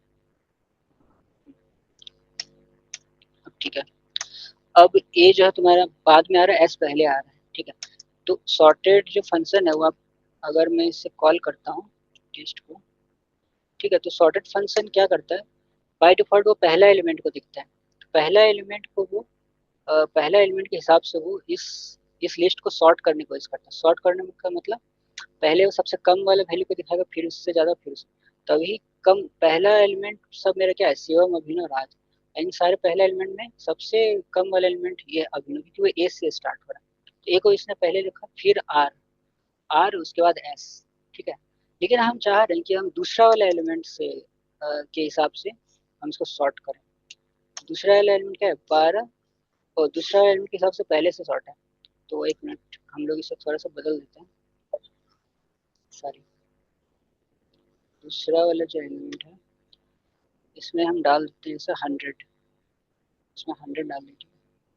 अब ठीक है, अब दूसरा वाला एलिमेंट के हिसाब से हमें सॉर्ट करना चाहिए। दूसरा एलिमेंट के हिसाब से पहले हमारे क्या आना चाहिए 34 वाला आना चाहिए।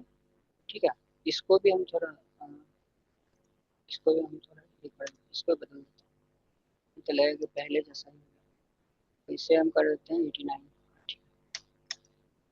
ठीक है, तो हाँ, अब अगर हम दूसरा वाला एलिमेंट के हिसाब से सॉर्ट करना चाहते तो पहले राज आना चाहिए, फिर अभिनव आना चाहिए, फिर शिवम आना चाहिए। ठीक है, तो इसको हम जब सॉर्टेड करेंगे ना, तो सॉर्टेड में हम पहले तो सॉर्टेड जो फंक्शन होता है उसके बारे में थोड़ा देख लेते हैं वो क्या कर रहे हैं काम। सॉर्टेड क्या होता है, इसमें हम जो भी कोई ट्रेबल डालूंगा तो उसे सॉर्ट कर देगा, मतलब इंक्रीजिंग ऑर्डर में अरेंज कर देगा। लेकिन इसे करने के दौरान आप इससे कुछ कुछ आर्गुमेंट्स का भी इसमें इस्तेमाल कर सकते हैं। जैसे कि की में हम लोग बताते हैं कि जो इस ट्रेवल को सॉर्ट करना है वो किसके बेसिस पे करना है। ठीक है, किसके बेस मतलब जो पहला एलिमेंट को लेगा, पहला एलिमेंट के कौन से वैल्यू के हिसाब से इसे मतलब सॉर्ट करना है। तो हमें एक फंक्शन बनाना पड़ेगा ना, एक फंक्शन हमें बनाना पड़ेगा जो कि जैसे यहाँ पे जो हमने लिखा, एक मिनट, हाँ यहाँ पे जैसे मैं लिख दूंगा सॉर्टेड, सॉर्टेड हुआ टीएसटी। ठीक है, तो अभी तो ये इसके हिसाब से हमें कर रहा है पहला वाला एलिमेंट के साथ। अब हम चाह रहे हैं कि दूसरा वाला एलिमेंट के हिसाब से करें। तो यहाँ पे की जो है की में हमें डालना पड़ेगा, की में एक हमें फंक्शन पास करना पड़ेगा जो वो फंक्शन बताएगा कि कौन सा वैल्यू कैसे, मतलब जब भी जो एक एक एलिमेंट को रीड कर रहा है तो उस एलिमेंट के कौन से वैल्यू को ये कौन से वैल्यू के हिसाब से ये अरेंज करेगा। तो यहाँ पर हम एक छोटा सा फंक्शन देंगे लैम्डा एक्स, और इसके बाद लैम्डा एक्स मतलब ये जो एलिमेंट को ले रहा है उस एलिमेंट को मान लीजिए एज ए एक्स इसने ले लिया, तो एज ए एक्स ले लिया तो फिर उसके कौन से वैल्यू को ये कंसीडर करेगा, उसके कौन से वैल्यू के हिसाब से सॉर्ट करेगा। तो एक्स वन मतलब इसका सेकंड वैल्यू। ठीक है, तो अब अगर हम इसको पास करते हैं तो देखिए इसने सेकंड एलिमेंट के हिसाब से सॉर्ट कर दिया। तो यहाँ पर ये लेमडा क्या, ये एक फंक्शन है। किस टाइप का फंक्शन है, ये इस टाइप का फंक्शन था आपका डिफाइन फंक एक्स। ठीक है, और इसके बाद रिटर्न x1, ऐसा फंक्शन था। तो ऐसा फंक्शन मुझे इसके अंदर पास करना था। तो लेकिन इस टाइप का मैं ये वाला लाइन जो है वहाँ पर नहीं पुट कर सकता। ये लाइन पुट करूँगा तो मतलब ये जब की का जो वैल्यू है वहाँ पे ये एकदम सिंगल लाइन का चीज़ को ही ना ये एडजस्ट कर सकता है। ठीक है, तो सिंगल लाइन की चीज़ को एडजस्ट कर सकता है। तो लेकिन ये जो फंक्शन है, ठीक है, ये फंक्शन क्या करता है कि मतलब ये एक पूरा कोड है एक्चुअली में। ठीक है, ये इससे स्टेटमेंट बोलेंगे, ये एक स्टेटमेंट है, ये सिंगल लाइन में एग्जीक्यूट होता है। लेकिन ये डबल लाइन में, ये यहाँ भले मैं इसे सिंगल लाइन में लिख रहा हूँ लेकिन पाइथन इसे डबल लाइन की तरह ले रहा है। पहला लाइन ये है, दूसरा लाइन ये है। ठीक है, तो इस टाइप के जो डबल लाइन वाले जो कोड्स होते हैं ना उससे हम डायरेक्टली किसी भी आर्गुमेंट में पास नहीं कर सकते। आर्गुमेंट में हम हमेशा किसी से वैल्यू को पास कर सकते हैं, लेकिन तो लैम्डा यहाँ पे एक वैल्यू की तरह एक्ट कर रहा है, लेकिन ये एक कोड है तो हम कोड को नहीं ट्रांसफर कर सकते हैं। जब भी हम यहाँ पर सारे कोई भी एक फंक्शन है तो फंक्शन में जो हम लोग आर्गुमेंट्स में वैल्यू डालते हैं वो क्या होता है, एक वैल्यू होता है। ठीक है, तो वैल्यू को हम पास कर सकते हैं, और ये एक कोड है तो कोड को हम पास नहीं कर सकते। तो लैम्डा हमें एक फीचर बताता है कि हम कोई भी फंक्शन को एज ए वैल्यू की तरह डिजाइन कर सकते हैं। ठीक है, तो यहाँ पर हमारा लैम्डा जो है यूज हो जाता है। तो इस तरह का जब भी आप कहीं पर आएंगे जहाँ पर आपको एक आर्गुमेंट वेरिएबल में आपको एक फंक्शन डालना होगा तो वहाँ पर हम क्या करेंगे, लैम्डा का इस्तेमाल करेंगे। ठीक है, उसके बाद उसके बाद ये खत्म। उसके बाद थोड़ा सा ये चीज़ है और डॉक स्ट्रिंग्स। डॉक स्ट्रिंग में आपको बताना चाहूँ कि जब भी हम लोग कोई फंक्शन लिखते हैं ना तो उस फंक्शन में हम लोग उसका उसका जो डॉक्यूमेंटेशन जो हम लोग लिखते हैं, ठीक है, डॉक्यूमेंटेशन लिखने का एक स्टैंडर्ड है। और जैसे ये मैंने फंक्शन लिखा तो अगर हम बहुत सारे फंक्शंस को लिख रहे हैं तो पता कैसे चलेगा कौन सा फंक्शन का क्या काम है। तो अगर एज ए डेवलपर हैं आप कोई प्रोग्राम बना रहे हो, उस प्रोग्राम में कोई एक फंक्शन तो नहीं होगा ना, बहुत सारे फंक्शन होंगे।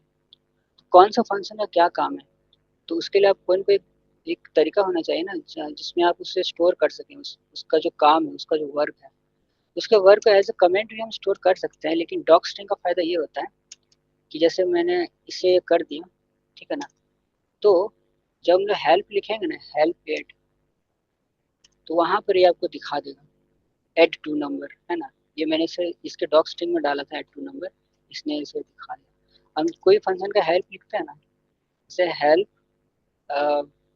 टाइप टाइप फंक्शन, ठीक है, तो ये जो भी चीज़ बताता है ना वो सब डॉक स्ट्रिंग्स का पार्ट है, ठीक है।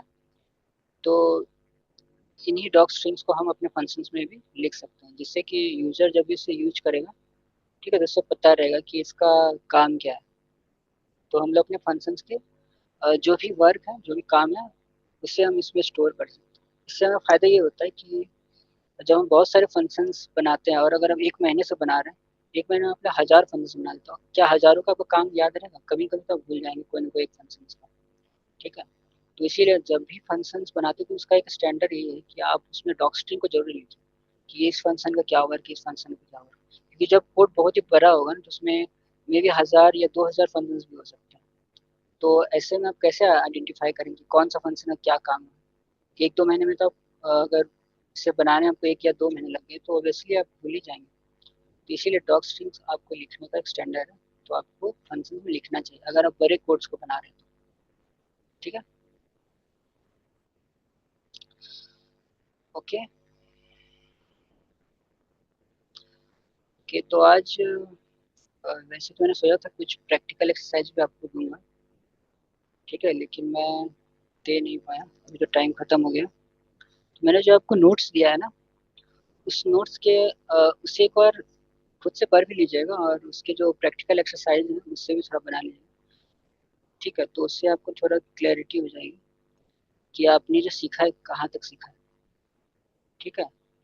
जैसे हमारे जो नोट्स हैं, तो उस नोट्स के एंड में एक्सरसाइज भी दिए हुए हैं, ठीक है? प्रैक्टिकल एक्सरसाइजेस, ठीक है? तो इन्हें आप ज़रूर बनाइएगा, क्योंकि इन्हें बनाने से आपको पता चलेगा कि आपने जो भी सीखा है वो सीखा नहीं कि नहीं अच्छे से, ठीक है?